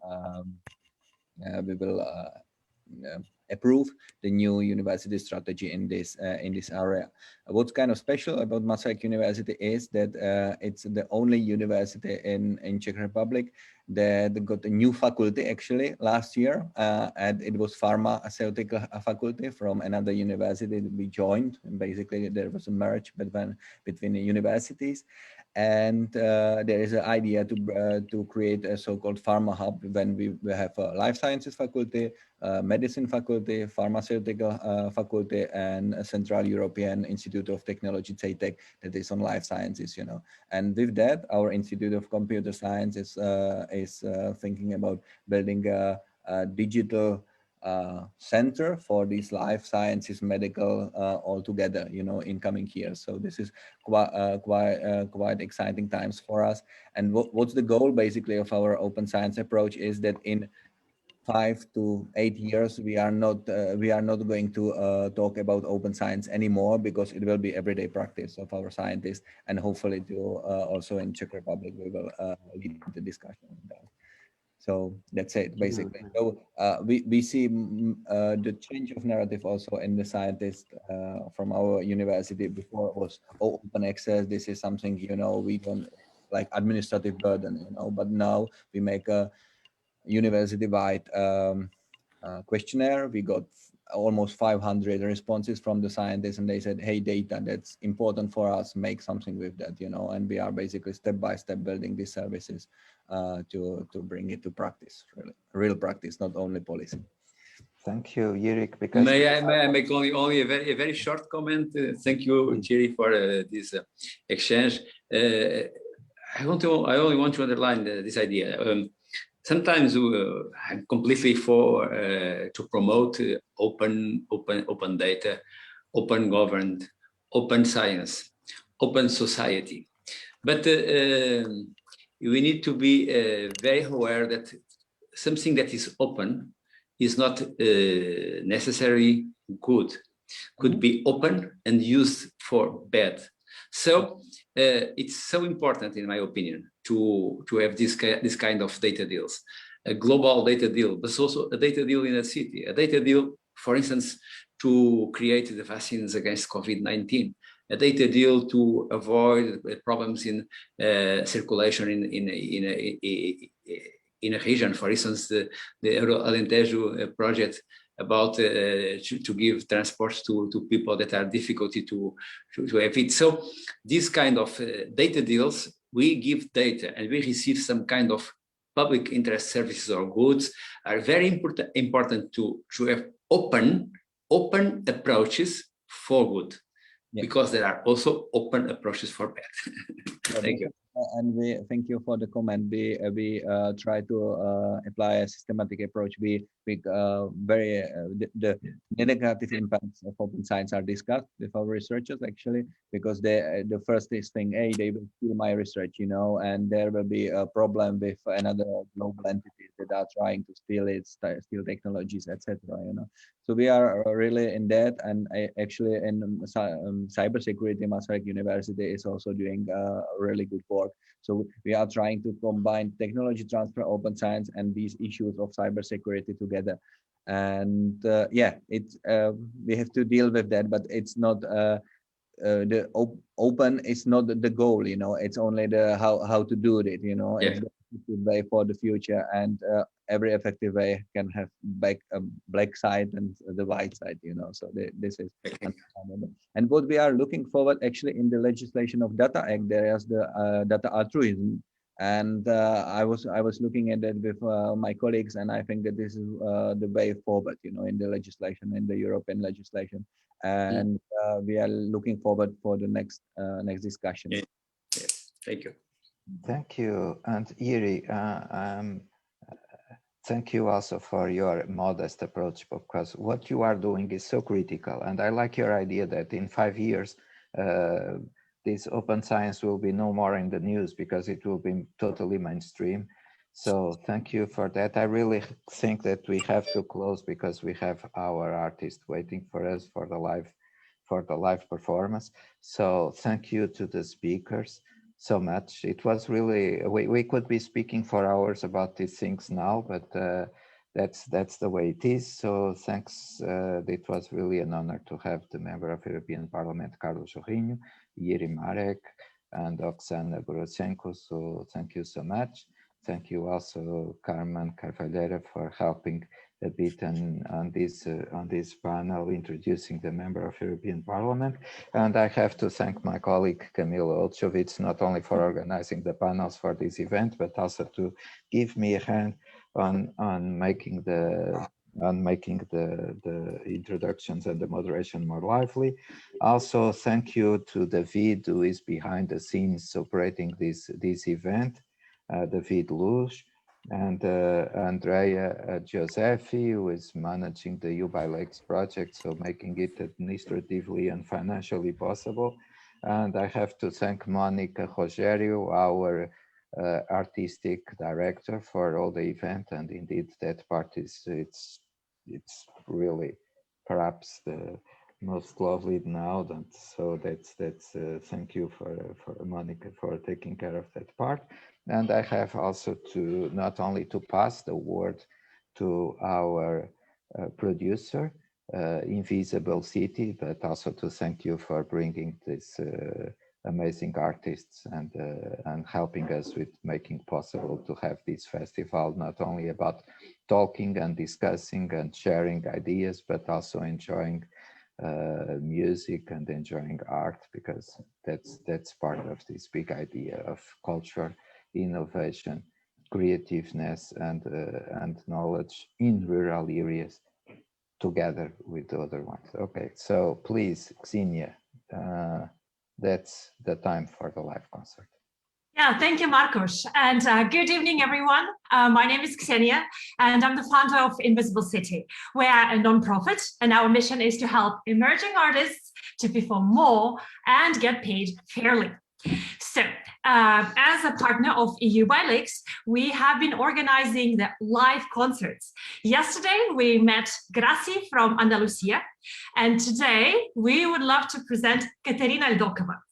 Katerina was born in Belarus and she grew up in Portugal. So she mixes her Portuguese understanding of contemporary music and jazz that she studied in Lisbon with her roots, with Belarusian folk tales, and with her upbringing as a classical pianist. But before we start the concert, I have a couple of tips on how to enjoy this concert best. First of all, please, everyone, find the volume button on your computer and make sure you can hear Katerina well. If you have any trouble, please find anyone here. There are 3 of us who have Invisible City written above us, and write us privately so that we can help you. Now, closer towards the end of the concert, you still have 30 minutes. We are going to have a session where you can ask Katerina 1 or 2 questions. So please be brave. You have 30 minutes to think about it, and you can ask about your artistic process, about your upbringing, about anything you want. And very important thing, lastly, at our concerts, it's absolutely fine to unmute yourself after each song and applaud, because this way you can let everyone know, and you can let Katerina know that you are there, that you are enjoying, and that we are all having a great musical experience. So thank you so much, and Katerina, please.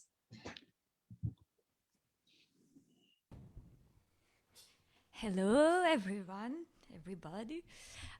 Muito boa tarde. Добрый день, привитание. I'm very happy to be here today. And let's go to the music directly. I will begin with one song who calls Rabina, or Rowan in English. And actually I wrote this one to dance because my first CD was to dancing. So I think that you are sitting all the day there, and now if you want to do something different, for example, dancing, you can do this. This song is to dance one very beautiful dance, very simple one. It's anterdro, calls anterdro, and you dance it 2 steps forward and 1 back, like this. 1, 2, and 1 back. 1, 2, and 1 back. Normally, we dance it with a lot of people together, with the hands together, and it's very nice. So you can do alone or with something, with a chair or something. So let's dance together.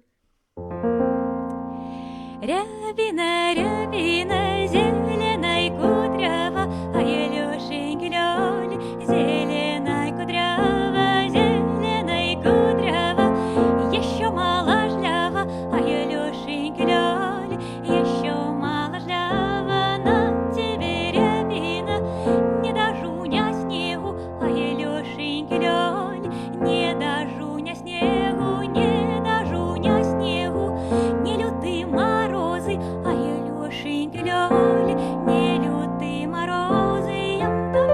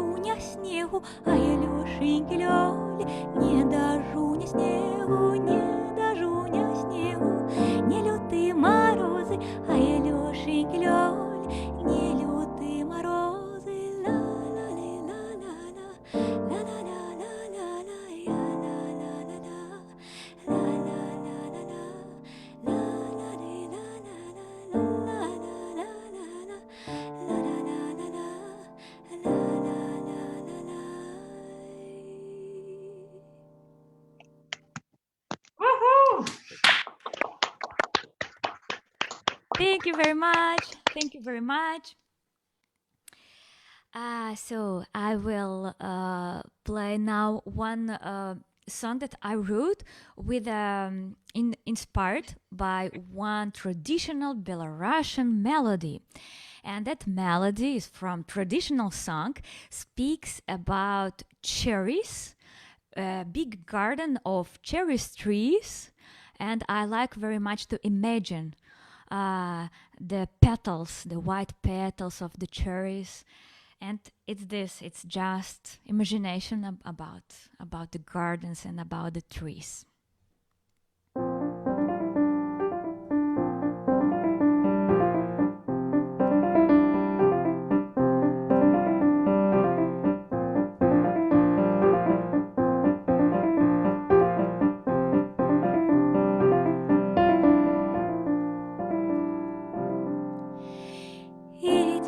Пойдем по улице, зеленый сад вишневый, по улице мятененькой, зеленый сад вишневый.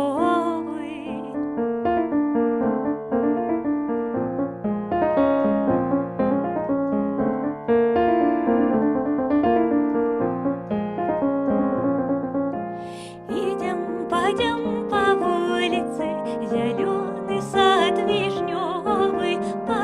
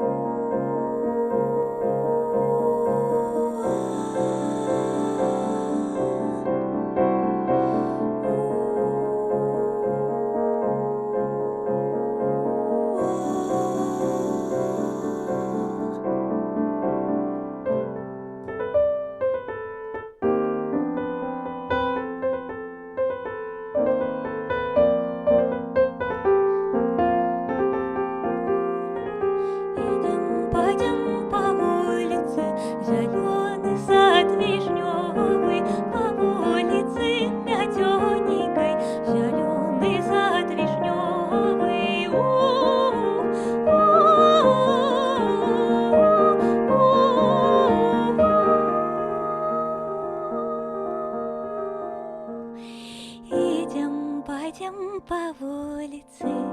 зеленый сад вишневый.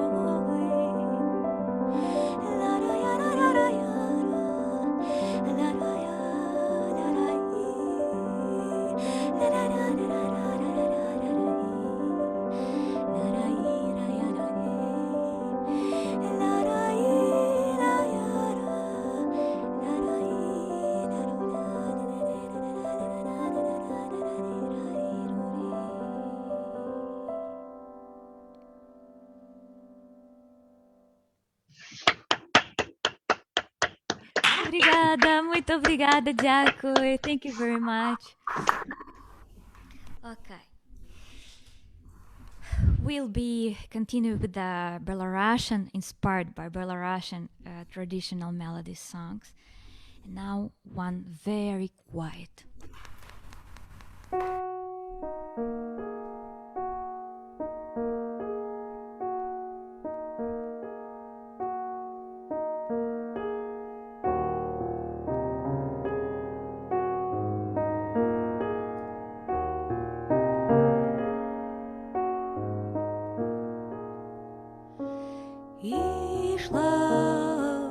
Пошла сивая свинья, куи, куи, сивая свинья.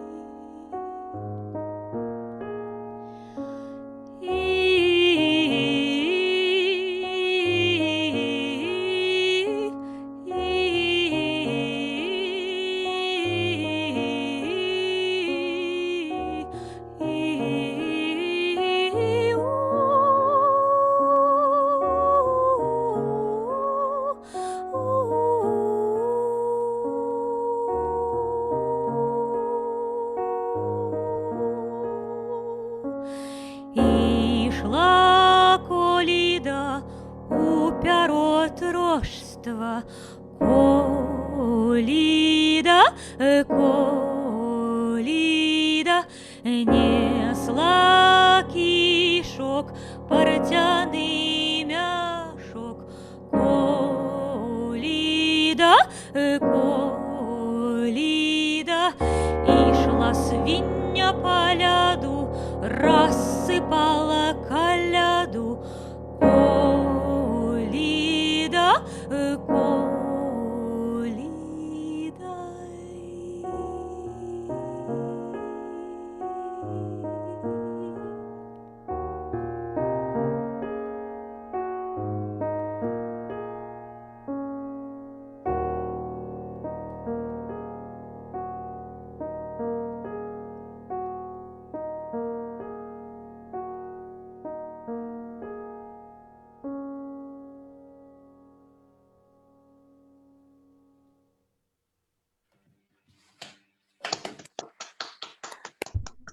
Thank you very much.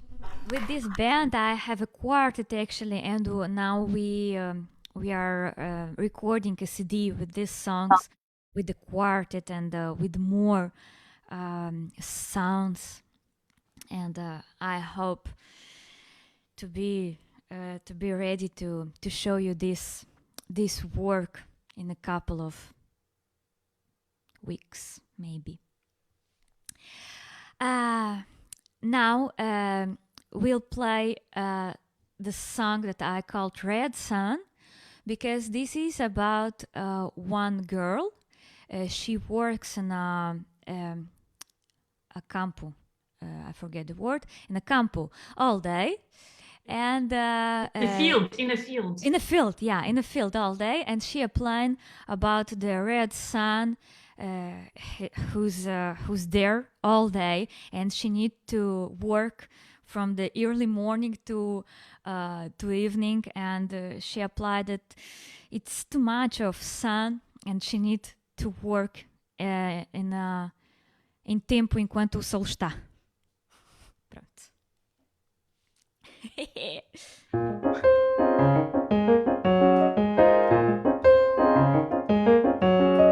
Красно солнце не полива, красно солнце не полива. Рано сходить, поздно котиться, рано сходить, поздно котиться. А мне младой домой хочется, а мне младой домой хочется. Скорые ножки пристоялись, белые ручки примахались.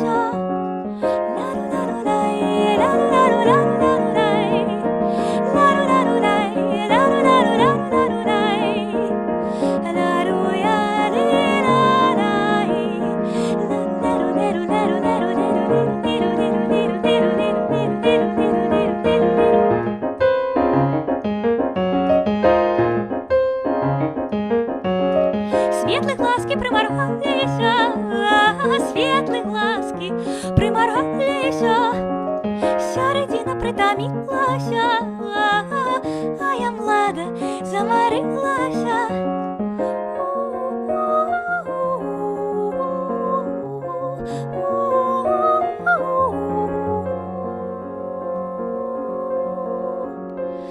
А я жала день до вечера, я жала день до вечера. Заморилась середина, притомилась середина.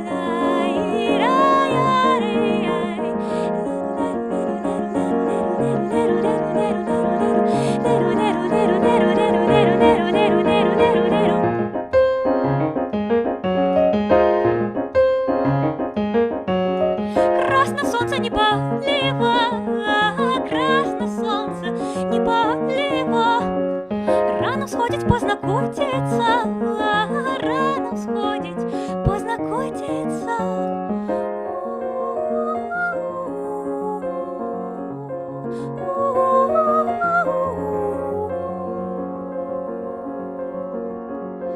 Рано сходить, поздно котиться, рано сходить, поздно котиться.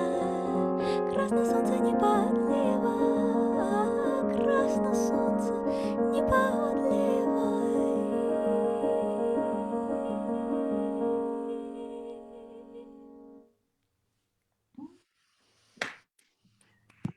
Thank you very much. Muito obrigada. Muito obrigada. Muito obrigada pela vossa presença. And I will finish this first block with one more of Belarusian. And it's a love song. Love song from one girl who speaks with a new person that she knew, and she speaks like, "Oh, you are so beautiful, you are so beautiful." По зеленому до полузе молоденька пригожуня шла, червона пригожуня, розмовляти люба з древом шла. Ай, тігадунде, ай, тігадунде, ай, тігадунде, ай, тігадунде, дубочок зелененький, статный молоденький, ой, люли, люли, люли, ай, люли, статный молоденький, ай, ай, дубочек зелененький, статный молоденький, ой, люли, люли, люли, ай, люли, статный молоденький,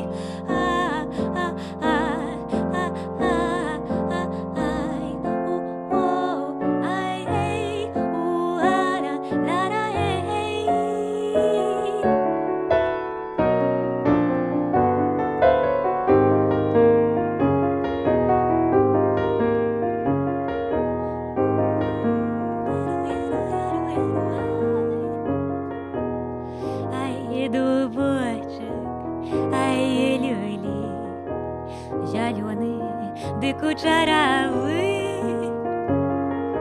ты мне поведай, прошепчи про любу твою, да про лёсы моры, ай, мой милый, коханый дубочек, ай, люли, мы разом, да по лузе, мой ранок, пиюнок, по зеленому да по лузе, молоденька пригожуня шла, червона пригожуня, розмовляти люба з древом шла, ай, тігадундей, ай, тігадундей, дубочек зелененький, статный молоденький, ой, люли, люли, люли, ай, люли, статный молоденький, ай, дубочек зелененький, ай, статный молоденький, ай, люли, люли, люли, люли, ай, люли, люли, люли, люли, дубочек зелененький, ай, статный молоденький, ай, люли, люли, люли, люли, ай, люли, люли, люли, люли, люли, люли, люли, люли, люли, ай, люли, люли, люли, люли, люли, люли.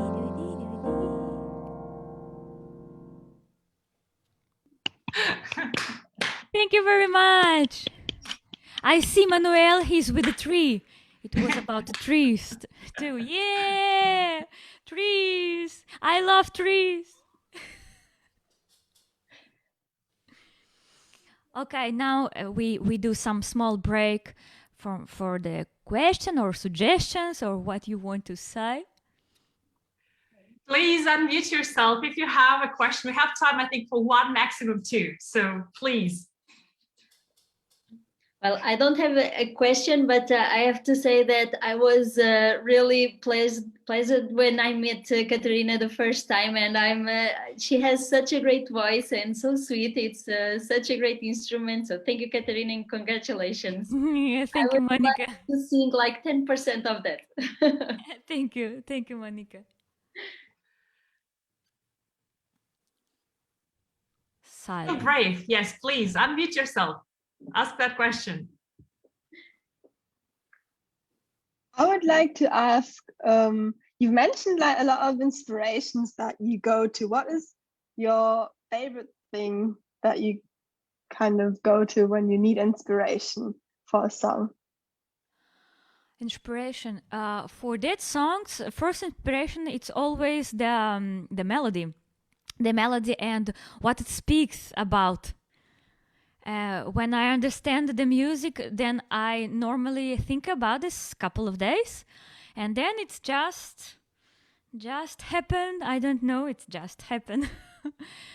But normally, yeah, I need to think about, and maybe I need to walk a lot. When I walk a lot, it's super nice, very great, because when I walk, I have a lot of ideas.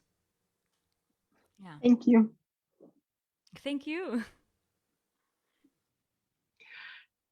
So if no one, okay, last chance, last question. 1, 2, 3. Okay. we have 10 minutes go into our more Portuguese. Okay, now part.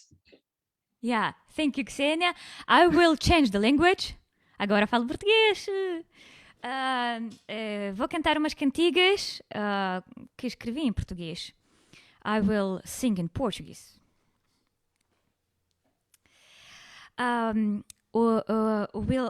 I will do one of songs that you can listen after on my last CD, and it's with a poem of Mário Quintana, Brazilian poet, and the words, it's very nice.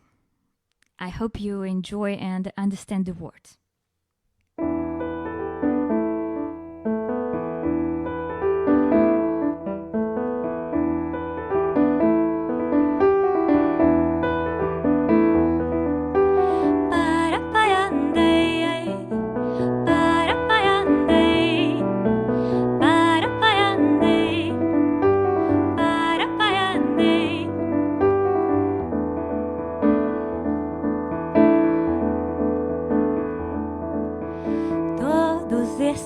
Que aí estão atravancando o meu caminho, todos esses que aí estão atravancando o meu caminho, eles passarão, eu passarinho. Para andei, para andei, para andei, para andei.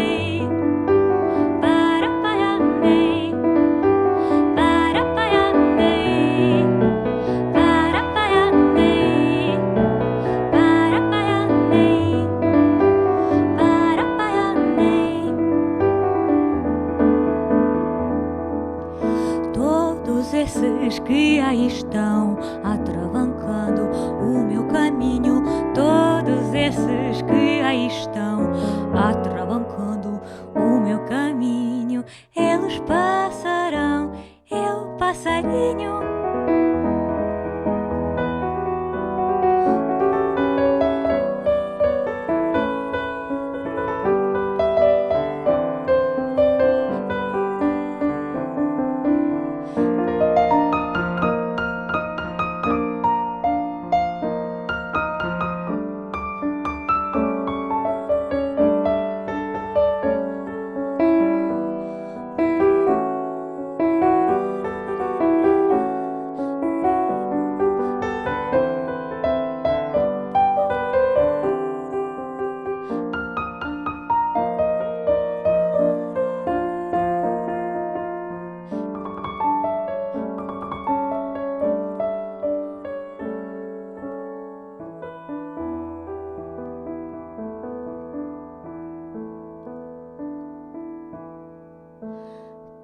todos esses que aí estão atravancando o meu caminho, todos esses que aí estão atravancando o meu caminho, eles passarão, eu passarinho. Para paiandei, para paiandei, para paiandei, para paiandei. Oi, a paparaia, oi, a paparaia, oi, a paparaia, oi, a paparaia, oi, a paparaia, oi, a paparaia, oi, a paparaia, oi, a paparaia.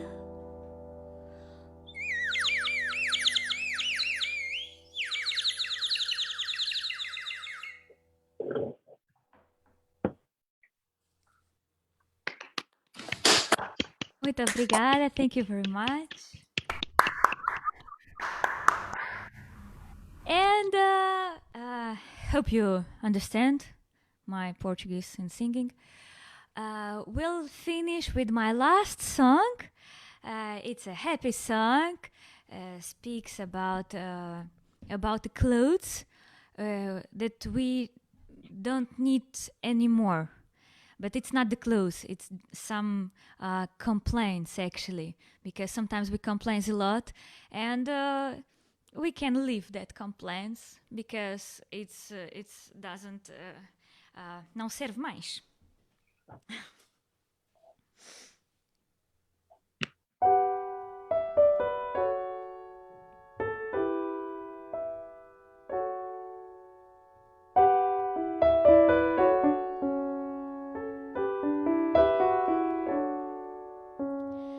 Deixo a noite e o dia de ontem para trás.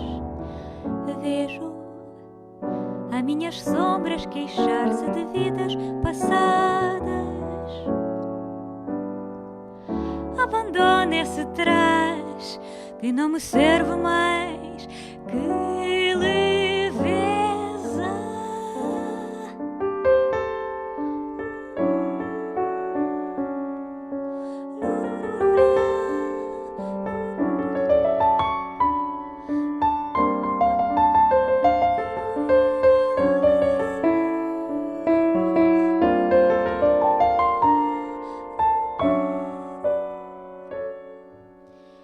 Deixo ficar para trás sombras de vidas passadas que não me servem mais. Solto o grito, lai, ai, lai, lai, para paiararu, para paiarurui, lara paiararu, para paiaru.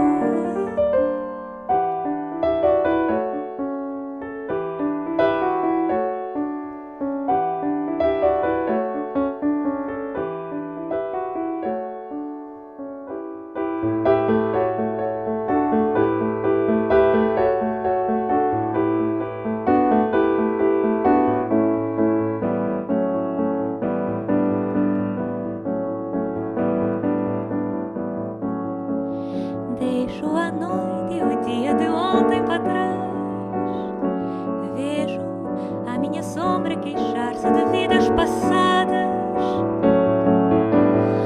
Abandono esse trás que não me serve mais. Que leveza. Solto o grito. Que leveza. Solto o grito.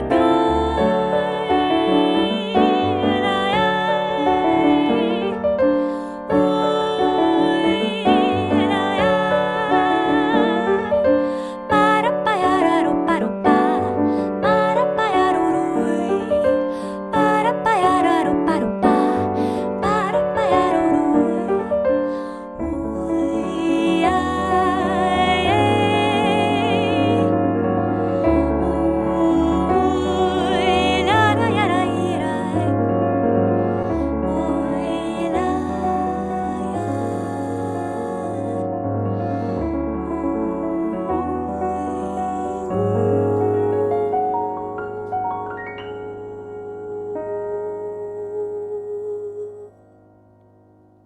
bem, boa. Obrigada, Manuel! Obrigada, Lucília! Não vejo todas as páginas, não consigo ver muito mais pessoas. Thank you very much for listening. It's a pleasure. It's a big pleasure to play for you, for people. Thank you very much. Thank you to Ksenia and to my Invisible City to invite me to this festival. Thank you very much to EU BILEX Festival. Thank you very much to Europe for Citizen Programs and European Commission. Thank you very much. It was a pleasure to play for you today, and I hope you enjoy the next day, tomorrow. And then 5:30 will be one more concert by Kevin Le Pennec. He's from Bretagne, and it's I never heard music like that. He plays harp and he sings. He wrote his songs, and he have a lot of inspiration on the traditional music too. And hope you will enjoy his concert tomorrow at 5:30. Thank you very much for coming, for listening. For me, it was a big pleasure. Thank you. Obrigada, Katrina. Obrigada. Дякую, великий. Дякую. It was really a pleasure. Obrigado. Obrigada, Felipe. Obrigado. Obrigado. Thank you. Obrigado, Catarina. Thank you. Gostei muito, foi muito bom. Tchau. Спасибо. Спасибо. Well, thank you so much, Katerina. Thank you so much to everyone who's with us. And I would like to probably pass the word to Monica. So Vilma and her video should be ready. So Monica, let us know.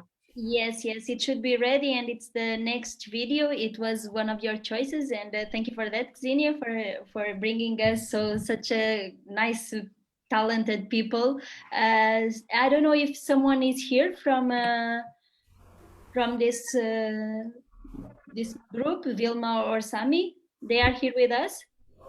Yes. Yes, welcome. Thank you. Welcome. I don't know if you want to present the video that we are going to see, or if you prefer to see the video first and talk a little bit after. But thank you for being with us. Thank you. I think I would like to say maybe something before, so you know what we are singing about, because it's in Finnish. I'm a Finnish songwriter, Vilma. Now I live in Germany with my partner Sami, who was also playing in the video. And it's a nice song called Pelkkää vettä, and it means only water. And in this sense, we are traveling to India, actually, where I wrote the song in 2015. And I was there in Kerala. I stayed in the capital of Kerala for some time to write some songs for my new album. And I had some Indian friends there, and they always visited me in my little apartment next to the beach. And I used to write always without like in the candlelight, because I didn't have. There was a lot of some electrical cuts because there was a rainy season, and so I was often writing in my dark room. And then some Indian friends visited me, and once my really good Indian friend told me this story of his childhood, and it touched me so much that actually after I heard it, I just wrote the song immediately afterwards, because it somehow was it was so touching that, and also it was so true that then I just wrote it down, and actually it became almost ready in the instant moment, and it felt really, really good, because sometimes you can make days and months and years for some songs, and this song was just the true, and that's why it came out like that. And it's about the childhood of a person who didn't have so much food in home, so his mother was always like drinking water so that the kids would have more food for them to eat.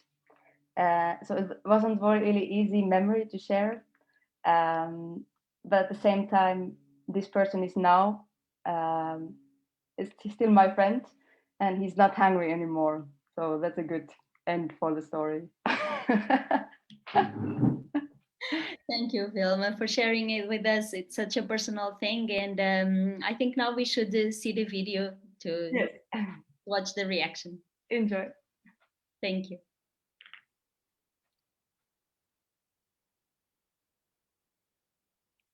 David?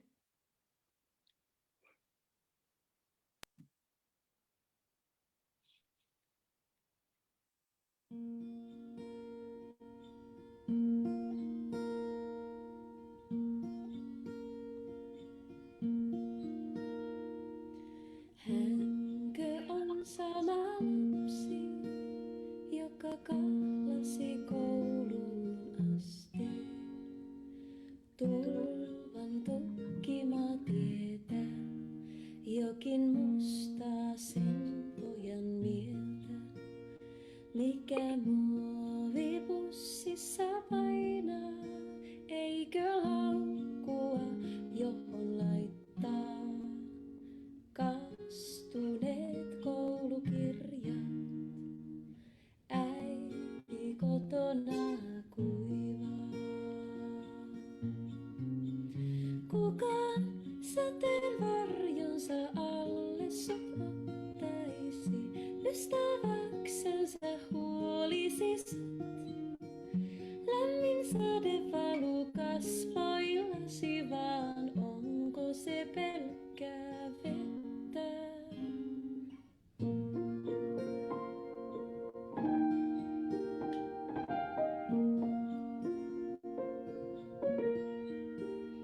Välitunnille lähtee se lapsi, toisten naurettavaksi, sillä kello tuo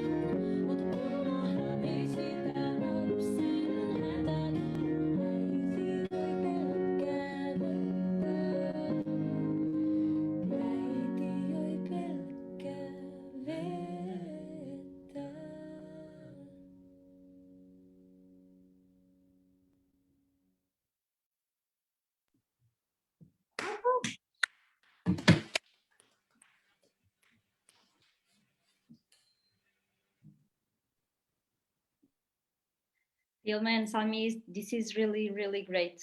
So thank you for sharing with us.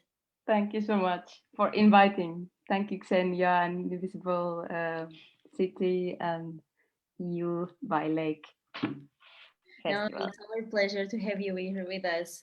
I don't know if someone has a question, since we have the artist here with us. Like Xenia says, 1, 2, 3, and end of opportunity. And David, I think maybe we can skip. Now we have more artists, but these artists came from our partners from EU by Lakes. We have one artist from Spain, from Manzanares Al Real, and another artist from Italy, like Iseo. The first one is Joseph Mossali. He's a young pianist. I don't know if we have someone here from Manzanares Al Real to help me introduce him. But I can substitute them because not sure they are connected. So, like yesterday, I jump in to fill in some void with a really pleasure, because it's always interesting. Also today, that's been a really inspiring and lovely day, both from the previous panel with all the guests and now with all this beautiful, really nice music. If coming back to the agenda, the next video will be about Joseph Mossali. He's a young pianist, 19 years old, who recently graduated from the Conservatory in Bergamo. And despite the really young age, he already won several national competitions and was a silver medalist in the 4th Manhattan International Music Competition. But, well, better than my voice, perhaps, is the video and his performance. Please, David. Thank you, Andrea.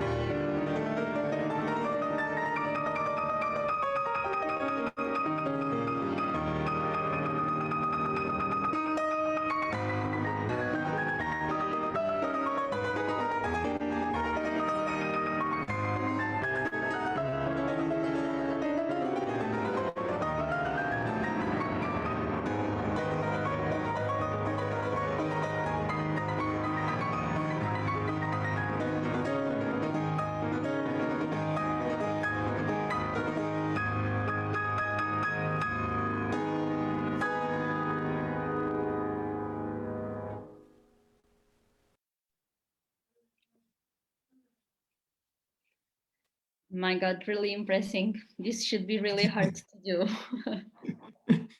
It's also much more impressive thinking about his age. It's really young and it's already. I believe he will have a bright future in front of him. But now, moving from visit Lake Iseo to Lake Santillana in Madrid, we introduced the video performance of Elena Moedano. She's an actress and producer that trained between Madrid and New York. She received several awards, among which 2 HOLA awards, the Hispanic Organization of Latin Actors, and 1 Art in New York Awards.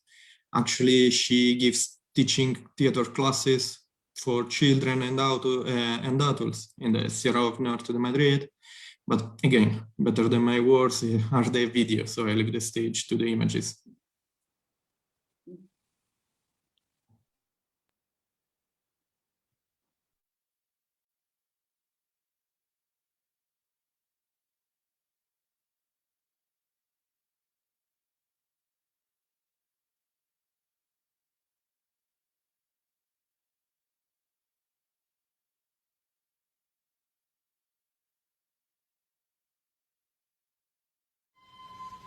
El canto de los girasoles es imperceptible al oído humano, pero ellos siguen cantando. ¿Qué hay dentro de ti?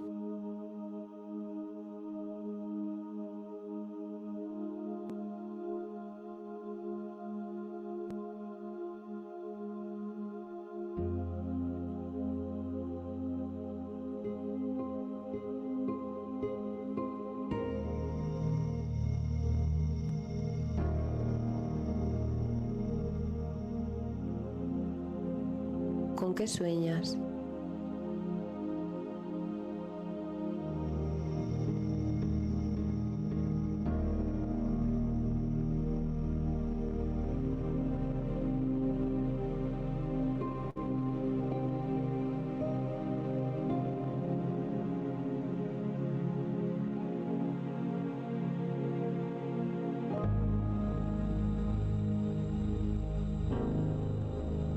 ¿Dónde está tu fragilidad?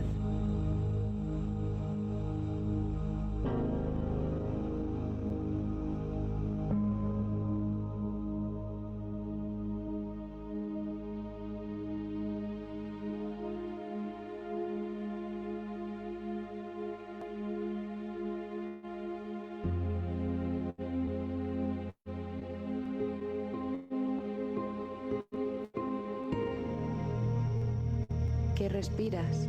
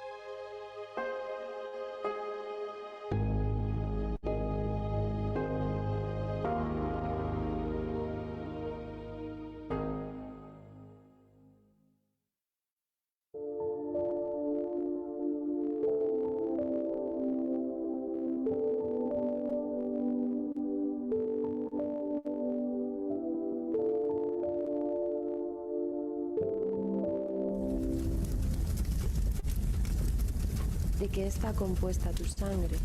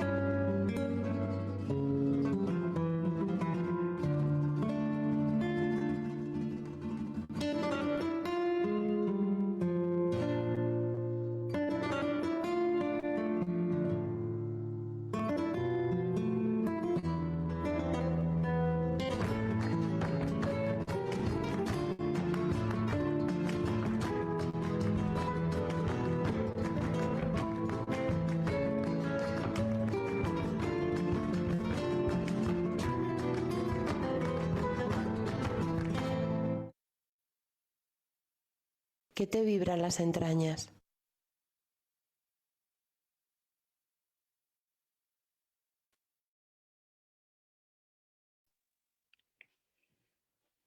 Really nice, really interesting. And I don't know, from the next video comes from Albania. We had an open call for artists, and we received, this is what was one of the videos that was sent to us. I don't know if we have someone in the audience with us from the creative, from this creative, sorry, I can't remember the name.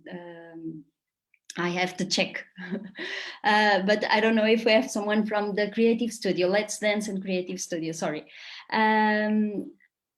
Maybe not, so I think we can skip to the video, and I hope you enjoy it.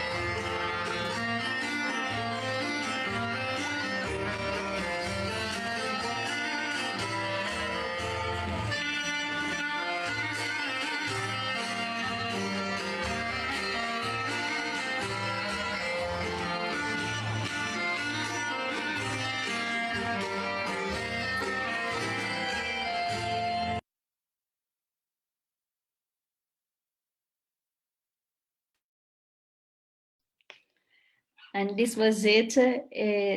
Thank you for the contributions from all the artists and everyone who has sent works. Tomorrow we'll have more. And I don't know if my colleagues want to say something. After this, we are going to end our festival by today. Before we go, I just want you to remember that tomorrow we'll have more speakers, more teams, and more artists to see. Ksenia will bring a new live concert, as was already mentioned, and that's it. Thank you all. Thank you, everyone, and see you tomorrow, I hope. Yes. See you tomorrow. See you tomorrow. Bye. See you tomorrow. Bye-bye. See you guys. Bye. Thank Bye-bye. you, See you everyone. tomorrow.